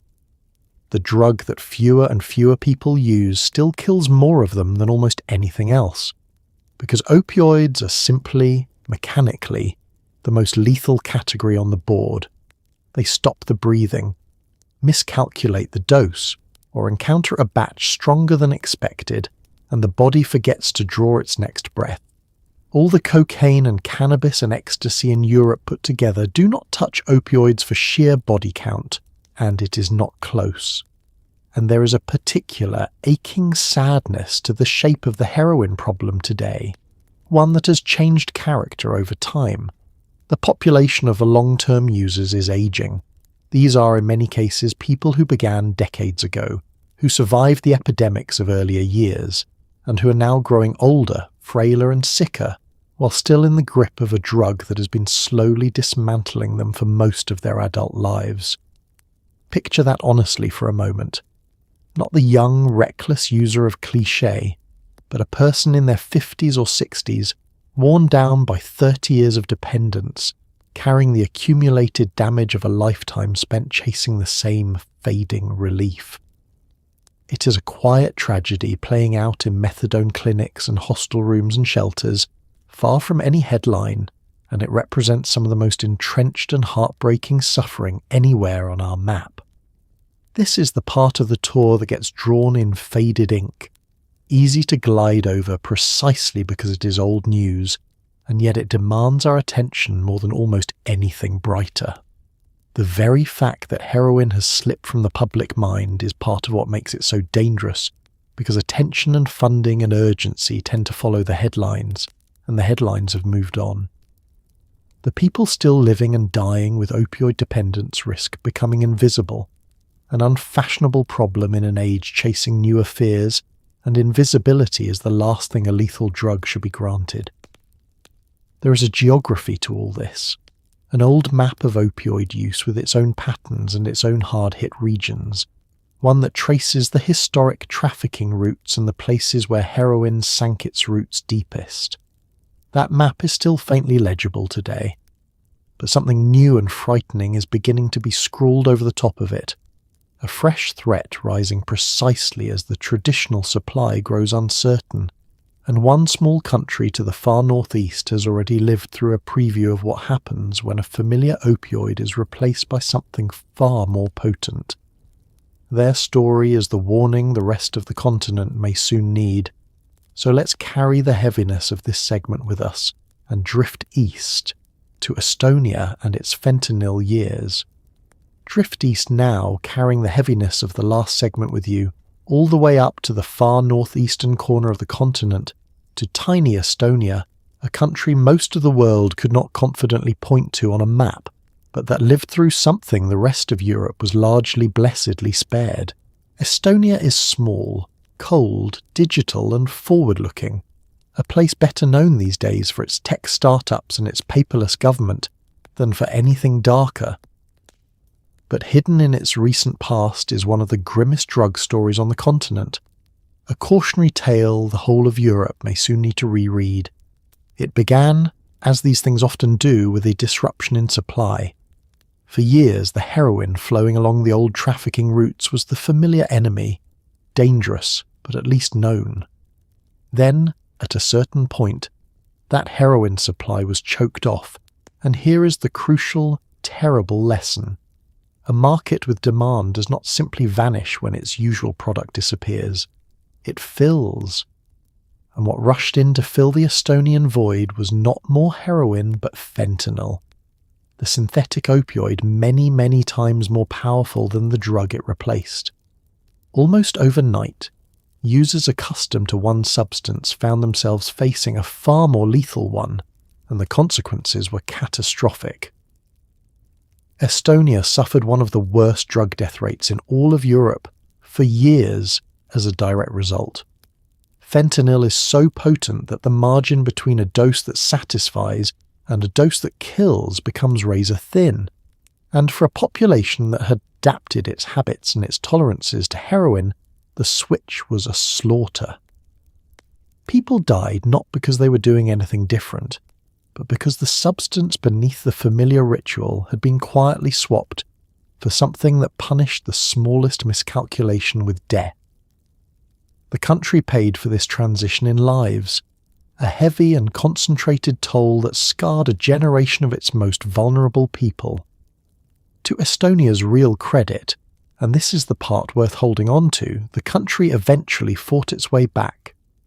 Through sustained effort, through harm reduction, through treatment, and the wide distribution of the antidote that can reverse an opioid overdose, Estonia managed to push the worst of the fentanyl crisis back down.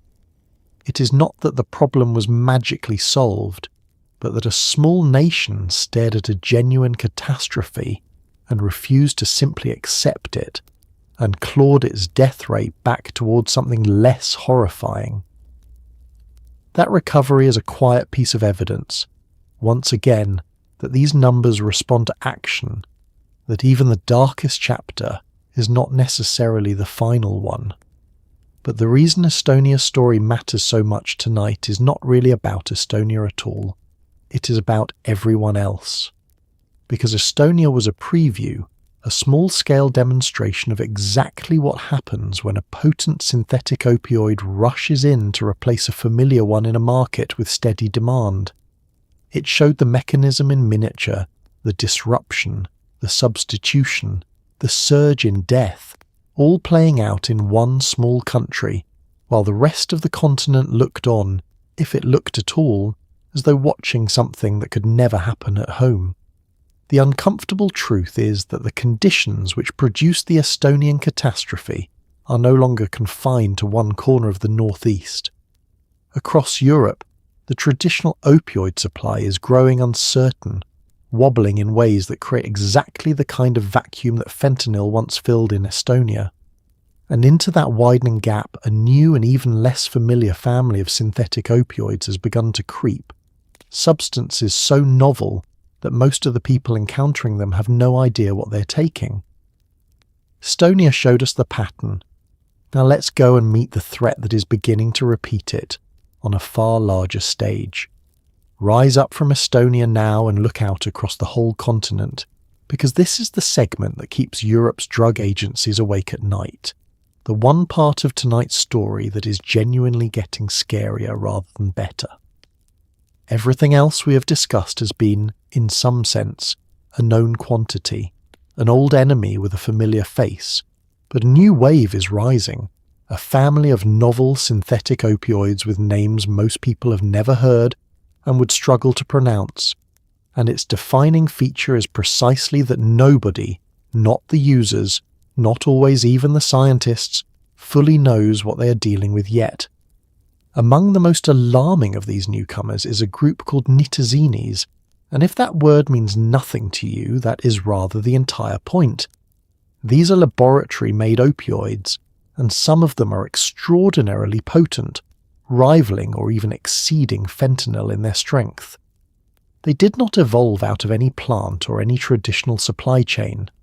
They were synthesized deliberately to slip into the gaps in the market, and as the world's supply of traditional opioids shifts and tightens, these lab-made replacements are creeping in to fill the space, exactly as fentanyl once crept into Estonia, only now across a far wider stage and in far stranger forms.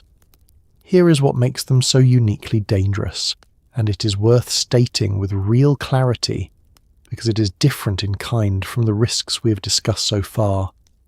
With most drugs, the person taking them at least knows, roughly, what they're taking and how strong it tends to be. With these new synthetics, that basic knowledge collapses.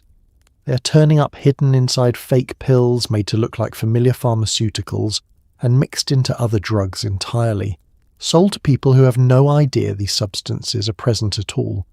Someone may believe they are taking a mild, familiar thing, and in fact be swallowing one of the most potent opioids ever created at an unknown dose, with no tolerance and no warning.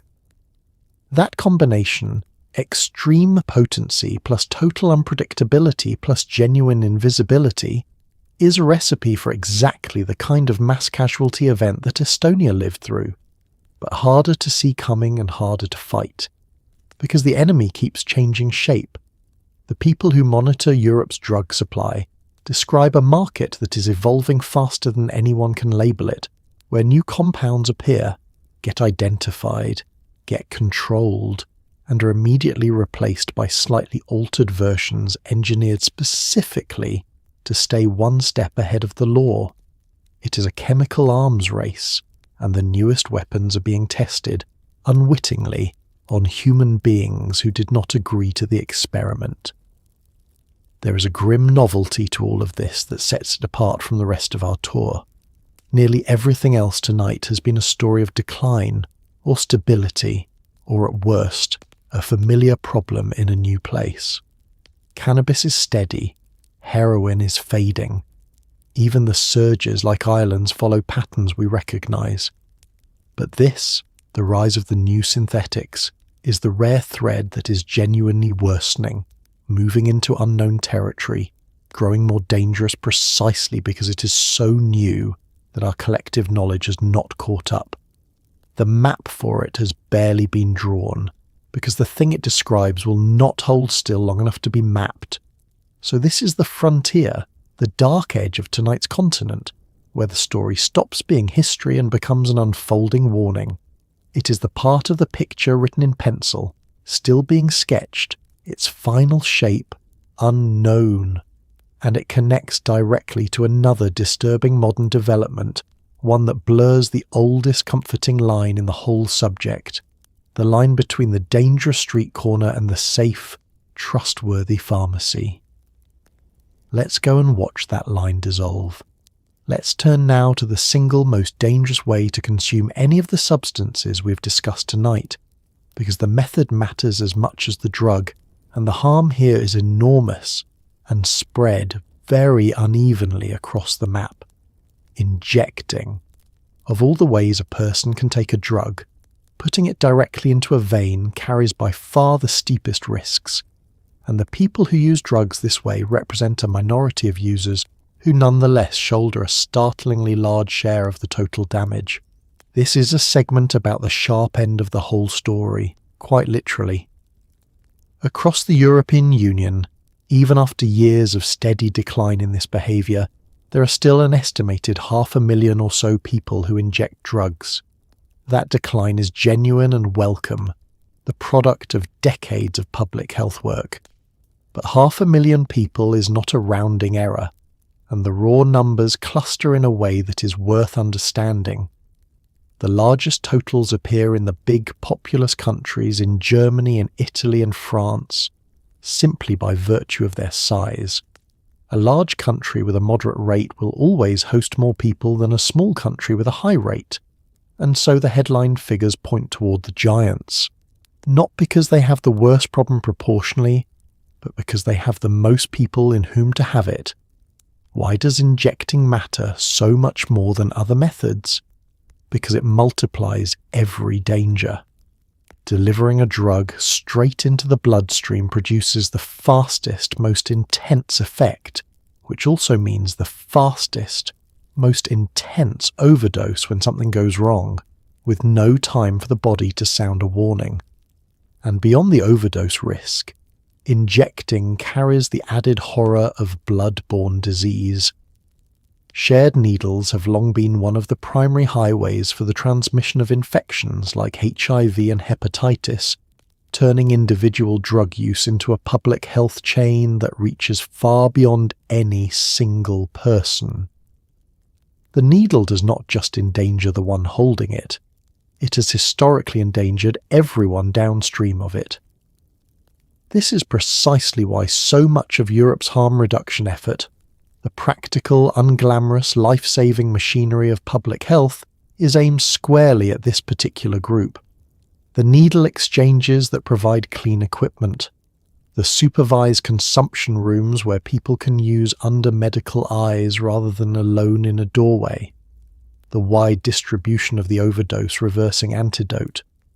None of these measures pretend to end drug use, and none of them try to. They exist for a simpler and more humane purpose, to keep the people at the sharpest edge of the problem alive and uninfected, long enough that recovery remains at least possible.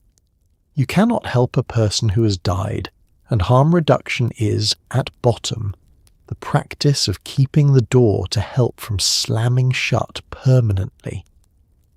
There is a quiet philosophical divide buried in all this, and it is one we're about to explore more fully, because not every country embraces these measures with equal enthusiasm. Some see the clean needle and the supervised room as compassion and common sense. Others see them as surrender, as enabling, as the state getting into the business of assisting something it ought to be stamping out. That disagreement runs right through the continent, and the injecting population sits directly on the fault line of it, their survival often depending on which philosophy happens to govern the country they live in. So the needle map is a map of concentrated harm and of concentrated care, the place where the stakes of this entire subject rise to their absolute highest. But before we reach the great debate over how nations should respond, we have to confront the newest wrinkle in the whole picture, the trend. The very latest reports flag more urgently than any single drug, and it turns out not to be a drug at all, but a habit of combination that makes everything else more lethal. Rise up and take in the whole continent at once again, because we now arrive at the trend that the newest reports flag with the most urgency, and here is the twist. It is not a single substance at all. It is combination. After a whole night spent politely sorting Europe's drugs into neat categories, drink here, cannabis there, cocaine in the ports, meth in the sheds, we have to confront the messy truth that increasingly refuses to respect those tidy boundaries. People are not using one drug, they're using several together, and that habit of mixing has become one of the defining and most dangerous features of the modern European scene. The proper term is polysubstance use, which is a clinical way of describing the very human tendency to combine, to stack one drug on another in pursuit of a bigger or different or longer effect. Sometimes this is entirely deliberate, a considered choice to layer substances for a particular experience, the cocaine to stay sharp alongside the alcohol, the pill to lift the night and something else to smooth the descent. And sometimes it is not a choice at all, but an ambush, a supply quietly cut or laced with something the user never knew was there, so that a person believing they are taking one thing is in fact taking two or three, in unknown proportions, with unpredictable results. Either way, the danger does not simply add up. It multiplies, and often in ways that are genuinely difficult to predict. Two substances that might each be survivable alone can, in combination, interact to shut down the body in ways neither would manage by itself. A depressant piled on a depressant slows the breathing past the point of return. A stimulant masking the effects of a depressant can trick a person into taking far more than their body can handle, the two drugs hiding each other's warning signs until it is too late. The human body is not a spreadsheet where risks total neatly. It is a chemistry set, and pouring several reactive things into it at once produces results that no one, not the user, and sometimes not even the toxicologist afterward, can fully foresee. This is what makes the cocktail problem so uniquely troubling for the people trying to respond to it. It complicates everything downstream. Overdoses become harder to treat because the medic arriving on the scene cannot know what combination they are fighting. Deaths become harder to trace to any single cause, muddying the very statistics we have leaned on all night and making the true scale of harm even harder to measure than it already was. Every clean chart of single drug use we have admired tonight is, in this light, a slight and comforting fiction, a simplification of a reality that is increasingly all mixed together in one glass or one pill or one terrible evening. And that realization casts a backward shadow over the entire tour, so let's be honest about it.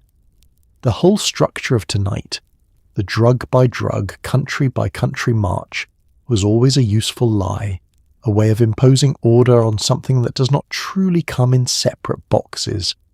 The real picture, more and more, is not the tidy sequence we have enjoyed. It is everything at once in unpredictable combination, in a market that keeps growing more crowded and more complex. The neat leaderboard was for our comfort. The actual experience on the ground is a blur. The cocktail problem, then, is really the whole subject refusing to stay simple, and it leads us naturally to the strangest and most modern corner of that complexity, a place where even the oldest comforting distinction of all, between the dangerous drug from the dealer and the safe medicine from the chemist, quietly falls apart. Let's step into the counterfeit pharmacy, peer down now into the newest, strangest, and in some ways most unsettling corner of the entire European market, a place where the oldest reassuring boundary in the whole subject dissolves in front of your eyes. For as long as there have been drugs, there has been a comforting line between them and medicine, between the dangerous illegal thing you buy from a stranger and the safe, regulated thing you collect from a chemist with a proper label and a proper dose. That line is now blurring, badly, and the blurring of it is one of the defining features of the modern scene. Alongside the classic illegal drugs we have toured all night, Europe is now contending with a flood of fake and diverted pharmaceuticals. On one side sit the counterfeits, pills manufactured illicitly but pressed, stamped and coloured to look exactly like legitimate medicines, indistinguishable to the ordinary eye from the real thing. On the other side, the diverted genuine medicines, real pharmaceuticals, often powerful sedatives or opioids, that have leaked out of the legal system and into the illicit one. Both streams are feeding a market in which the reassuring shape of a familiar pill no longer means what it used to mean. The danger here is subtle and specific, and it connects directly to the threats we have already met tonight. Someone who believes they are taking a familiar regulated medicine at a known and gentle strength may in fact be swallowing a lab-made mystery of entirely unknown potency. This is exactly the delivery mechanism for those terrifying new synthetic opioids we discussed, the nitazines and their relatives, which have a nasty habit of turning up pressed into fake versions of common pills. A person reaches for what they think is a mild ordinary tablet, something to help them sleep or calm their nerves, and instead receives one of the most potent substances ever created, with no warning and no way to tell the difference until it is far too late. Think about what that actually does to a person's ability to keep themselves safe. Every strategy of caution we might imagine relies on some basic knowledge of what you're taking. Start low. Know your source. Trust the label. The counterfeit pharmacy strips all of that away. The label lies. The pill lies. The familiar stamp that has meant safety 1,000 times before now means nothing, because it can be forged perfectly by people who do not care whether you live. The safest looking tablet in the drawer, the one that looks exactly like the medicine your doctor prescribed, is no longer guaranteed to be what its little marking claims. This blurring of pharmacy and street corner is genuinely new territory, and it upends assumptions that have held for a very long time. We are used to thinking of drug danger as something you seek out, a risk you take by stepping into a shadowy world. But the counterfeit pharmacy brings the danger into the most ordinary and trusted spaces, into the medicine cabinet, into the mimicry of legitimate healthcare, wearing the costume of the very thing we were all taught to trust. It is the market evolving faster than anyone can keep it labelled, and it is doing so by attacking our confidence in the most reassuring objects we know. So here we stand at the frontier, where the neat old categories, drug and medicine, dangerous and safe, dealer and chemist, all melt together into something genuinely harder to navigate than anything our parents faced.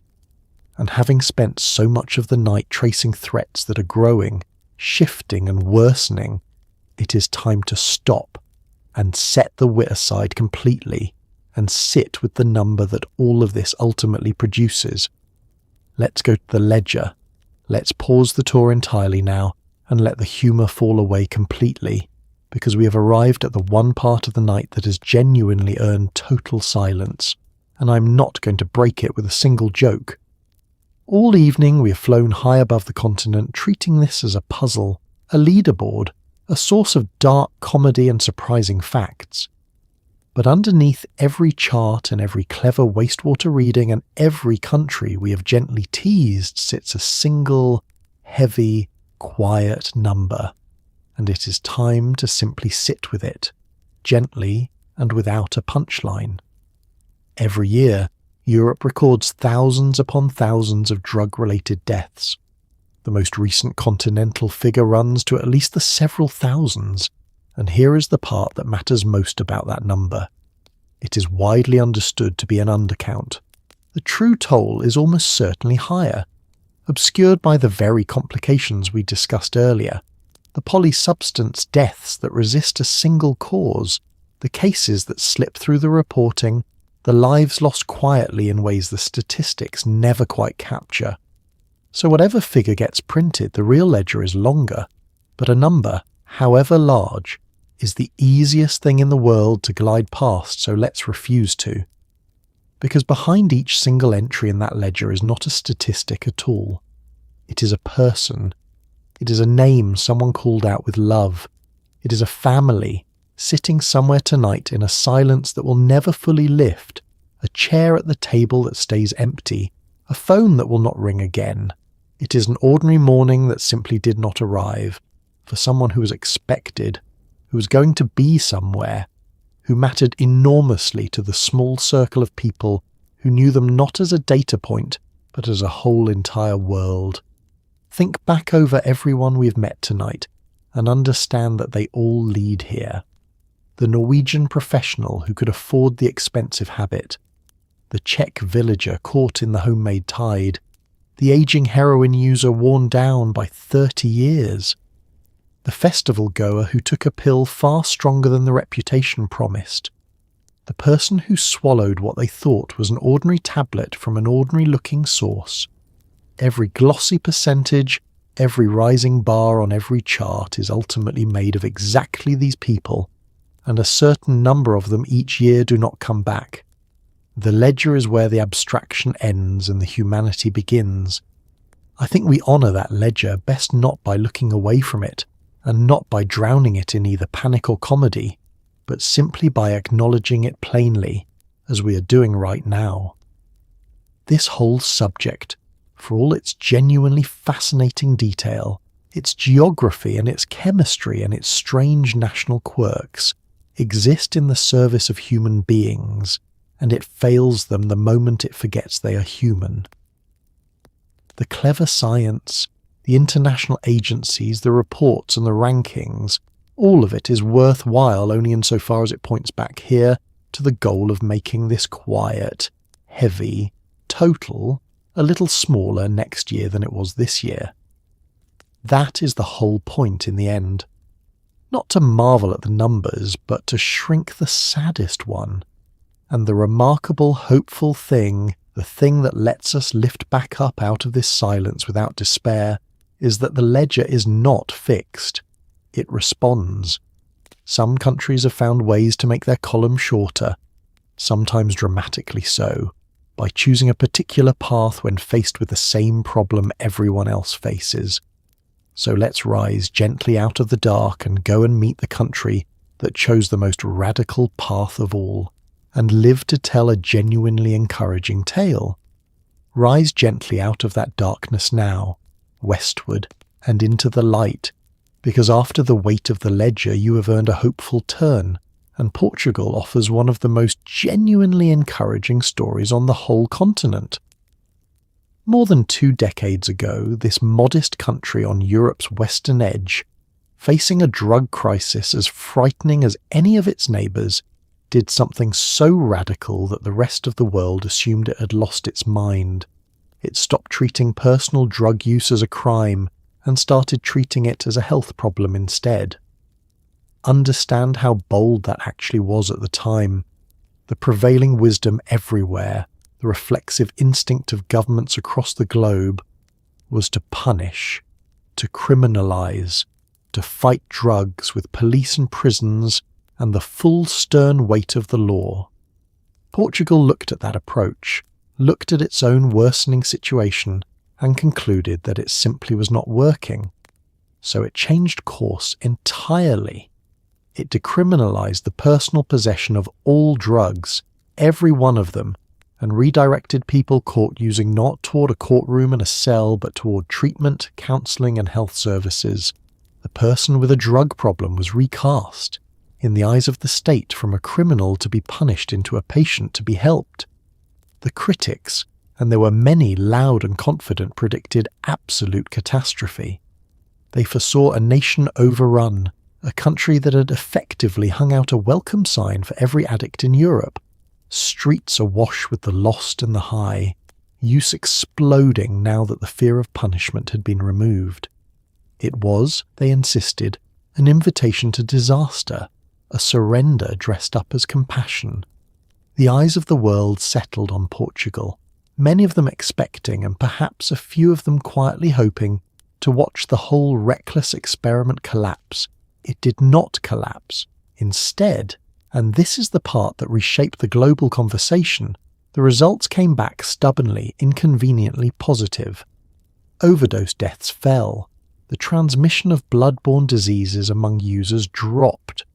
The catastrophe simply failed to materialise, and in its place emerged a country managing its drug problem more calmly and more humanely than many of the nations that had mocked it. Portugal became the case study that everyone now argues about, the living proof that the punitive path was not the only path, and quite possibly not the best one. It turned out that treating people like patients, rather than like enemies, produced better outcomes for everybody, which in hindsight seems almost obvious, though it took real courage to try. Now, honesty compels a caveat, because this is not a flawless fairy tale, and I promised you accuracy over comfort. The Portuguese model is not magic. It has faced real strain in recent years, with funding pressures and shifting conditions testing whether the early gains can be sustained. Decriminalisation was never the same as legalisation, and it never claimed to end drug use altogether. What it did was change the relationship between the state and the user, and the evidence that this change helped, on balance, has proven remarkably durable even under criticism. But the enduring lesson of Portugal, the thing worth carrying with you as we near the end of the night, is enormous and simple. How a country responds to its drug problem can matter just as much as how much of a problem it has in the first place. Two nations with identical levels of use can end up with wildly different ledgers, depending entirely on the choices they make. Portugal proved that the saddest number is not fixed by fate, but shaped by policy, and that compassion, of all things, can be the more effective strategy.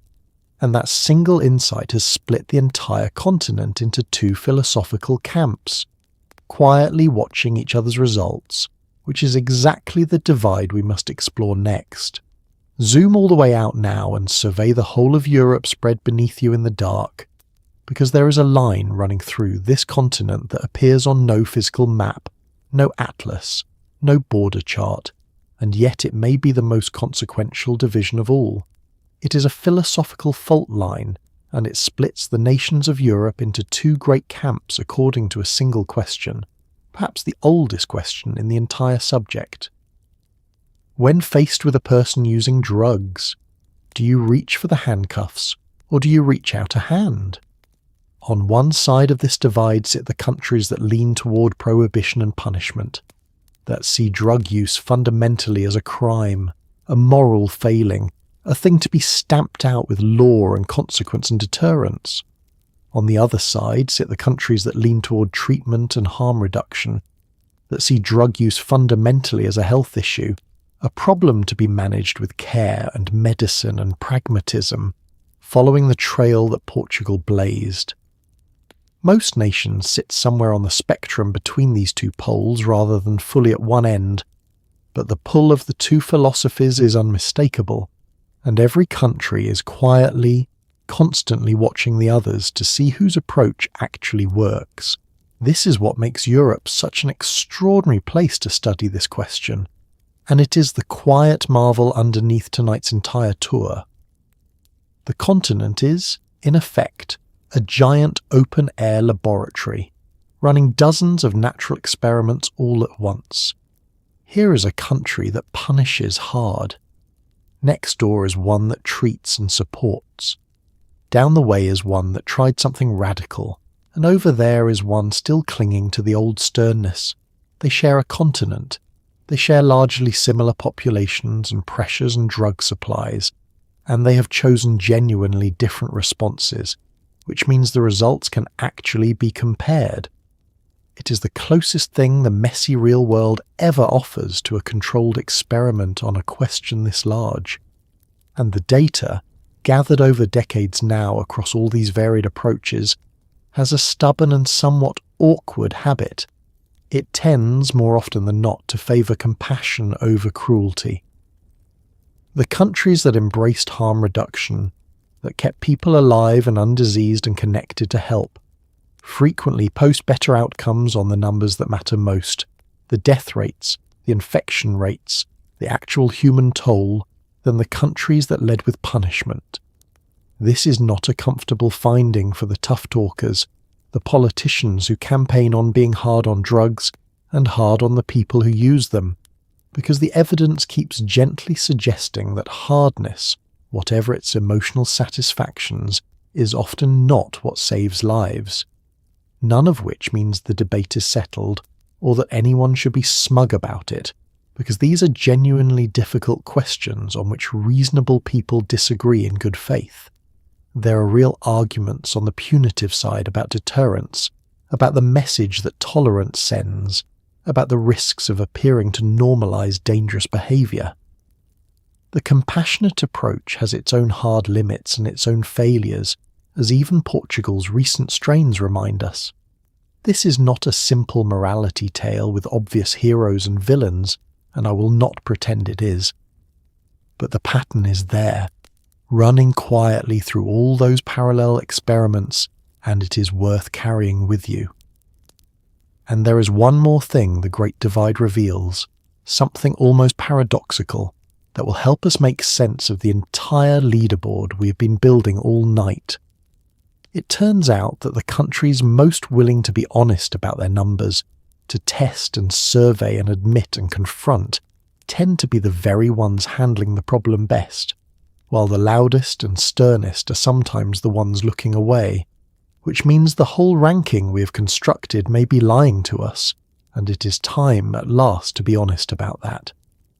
Before we drift toward the peaceful end of the night, I owe you a confession, an honest reckoning with everything I have just spent hours telling you, because a good guy does not send you home believing a tidier story than the truth.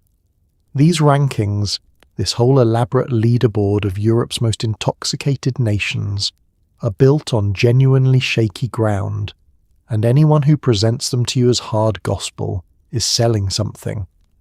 So let's take the map we've drawn together all night and hold it up to the light and notice how much of it is smudged.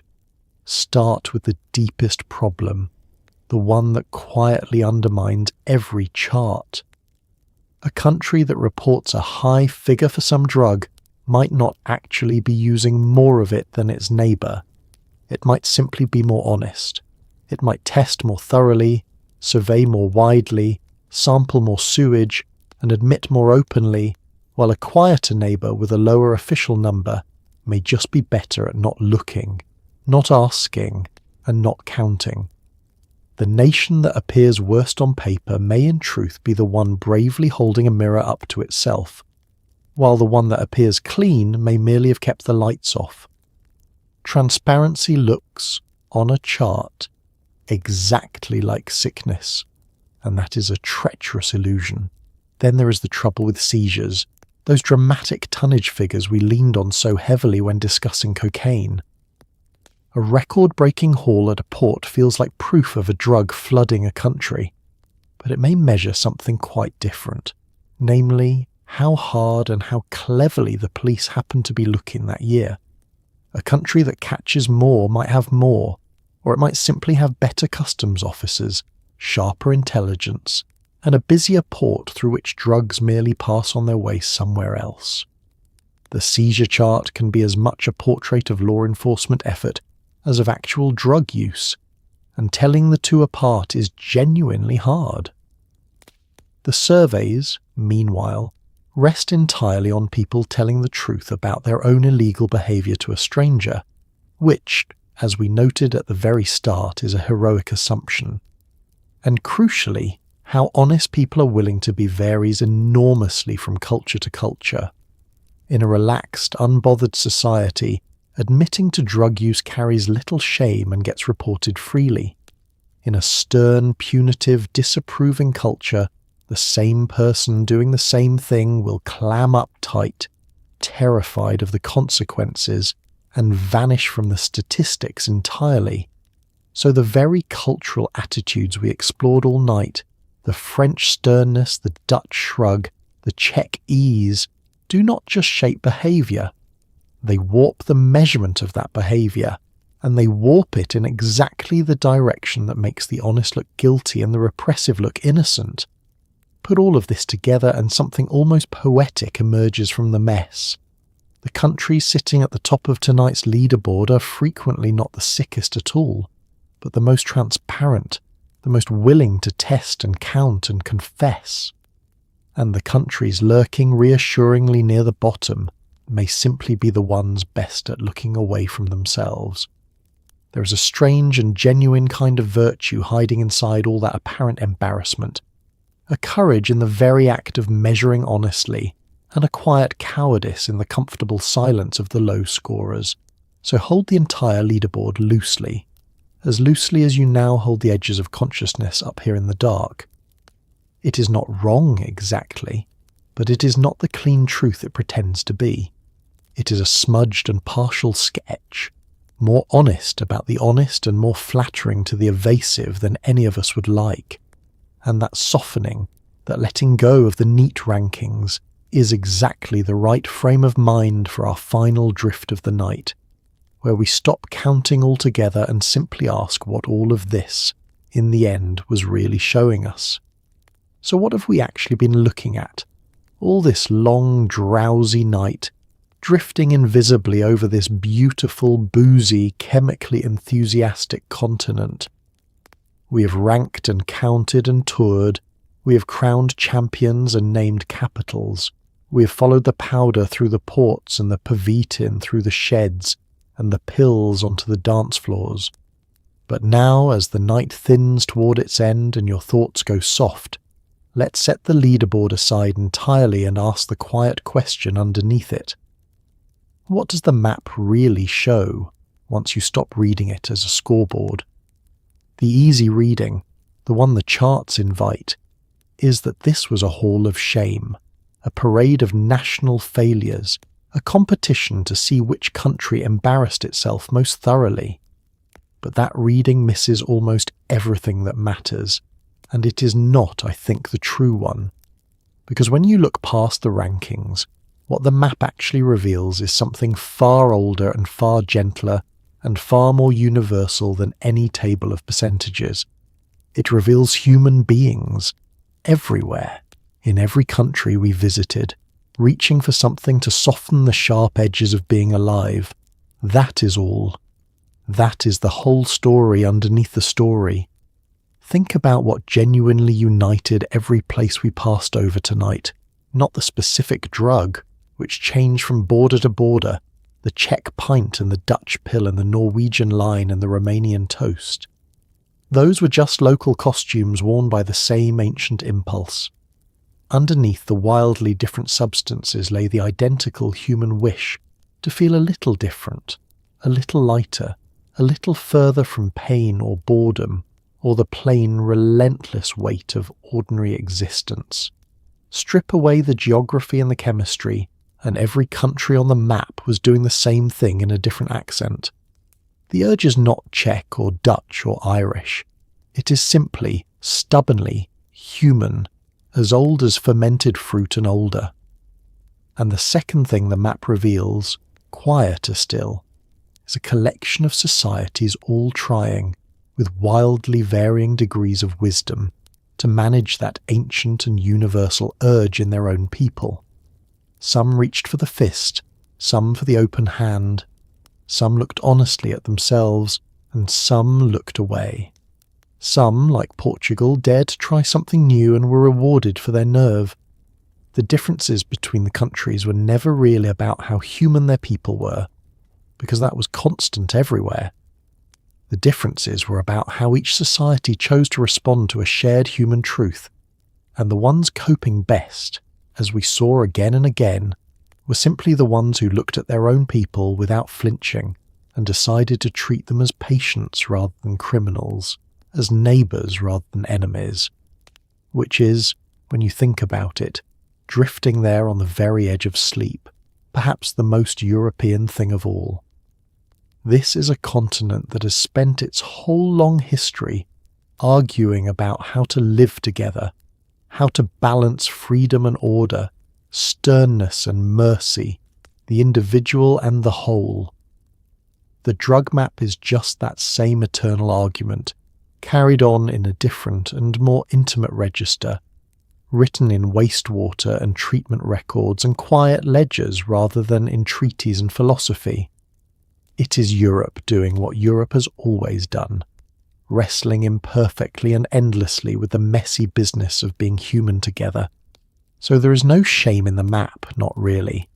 There is only the old, familiar spectacle of people reaching for comfort and other people trying to help them do it more safely, all across a continent that contains, as it always has, both the wound and the tenderness toward it. Hold that thought lightly as you go. Everywhere below you, in every language, the same gentle human reaching and the same slow, stubborn effort to answer it with care. So here we are, at the end of our long, quiet flight across the continent, and it is time to bring you gently back down to earth.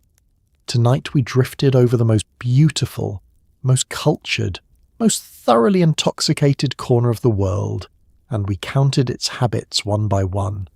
The Romanian toast and the Czech pint, the cocaine riding in through Antwerp buried in bananas, the Pavitin cooked in silent rural sheds, the pills pressed in ordinary buildings and the old faded heroin that never quite left.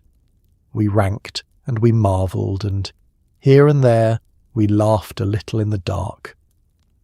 But underneath all of it, remember what the map really showed us. Not a hall of shame, not parade of failures, just people.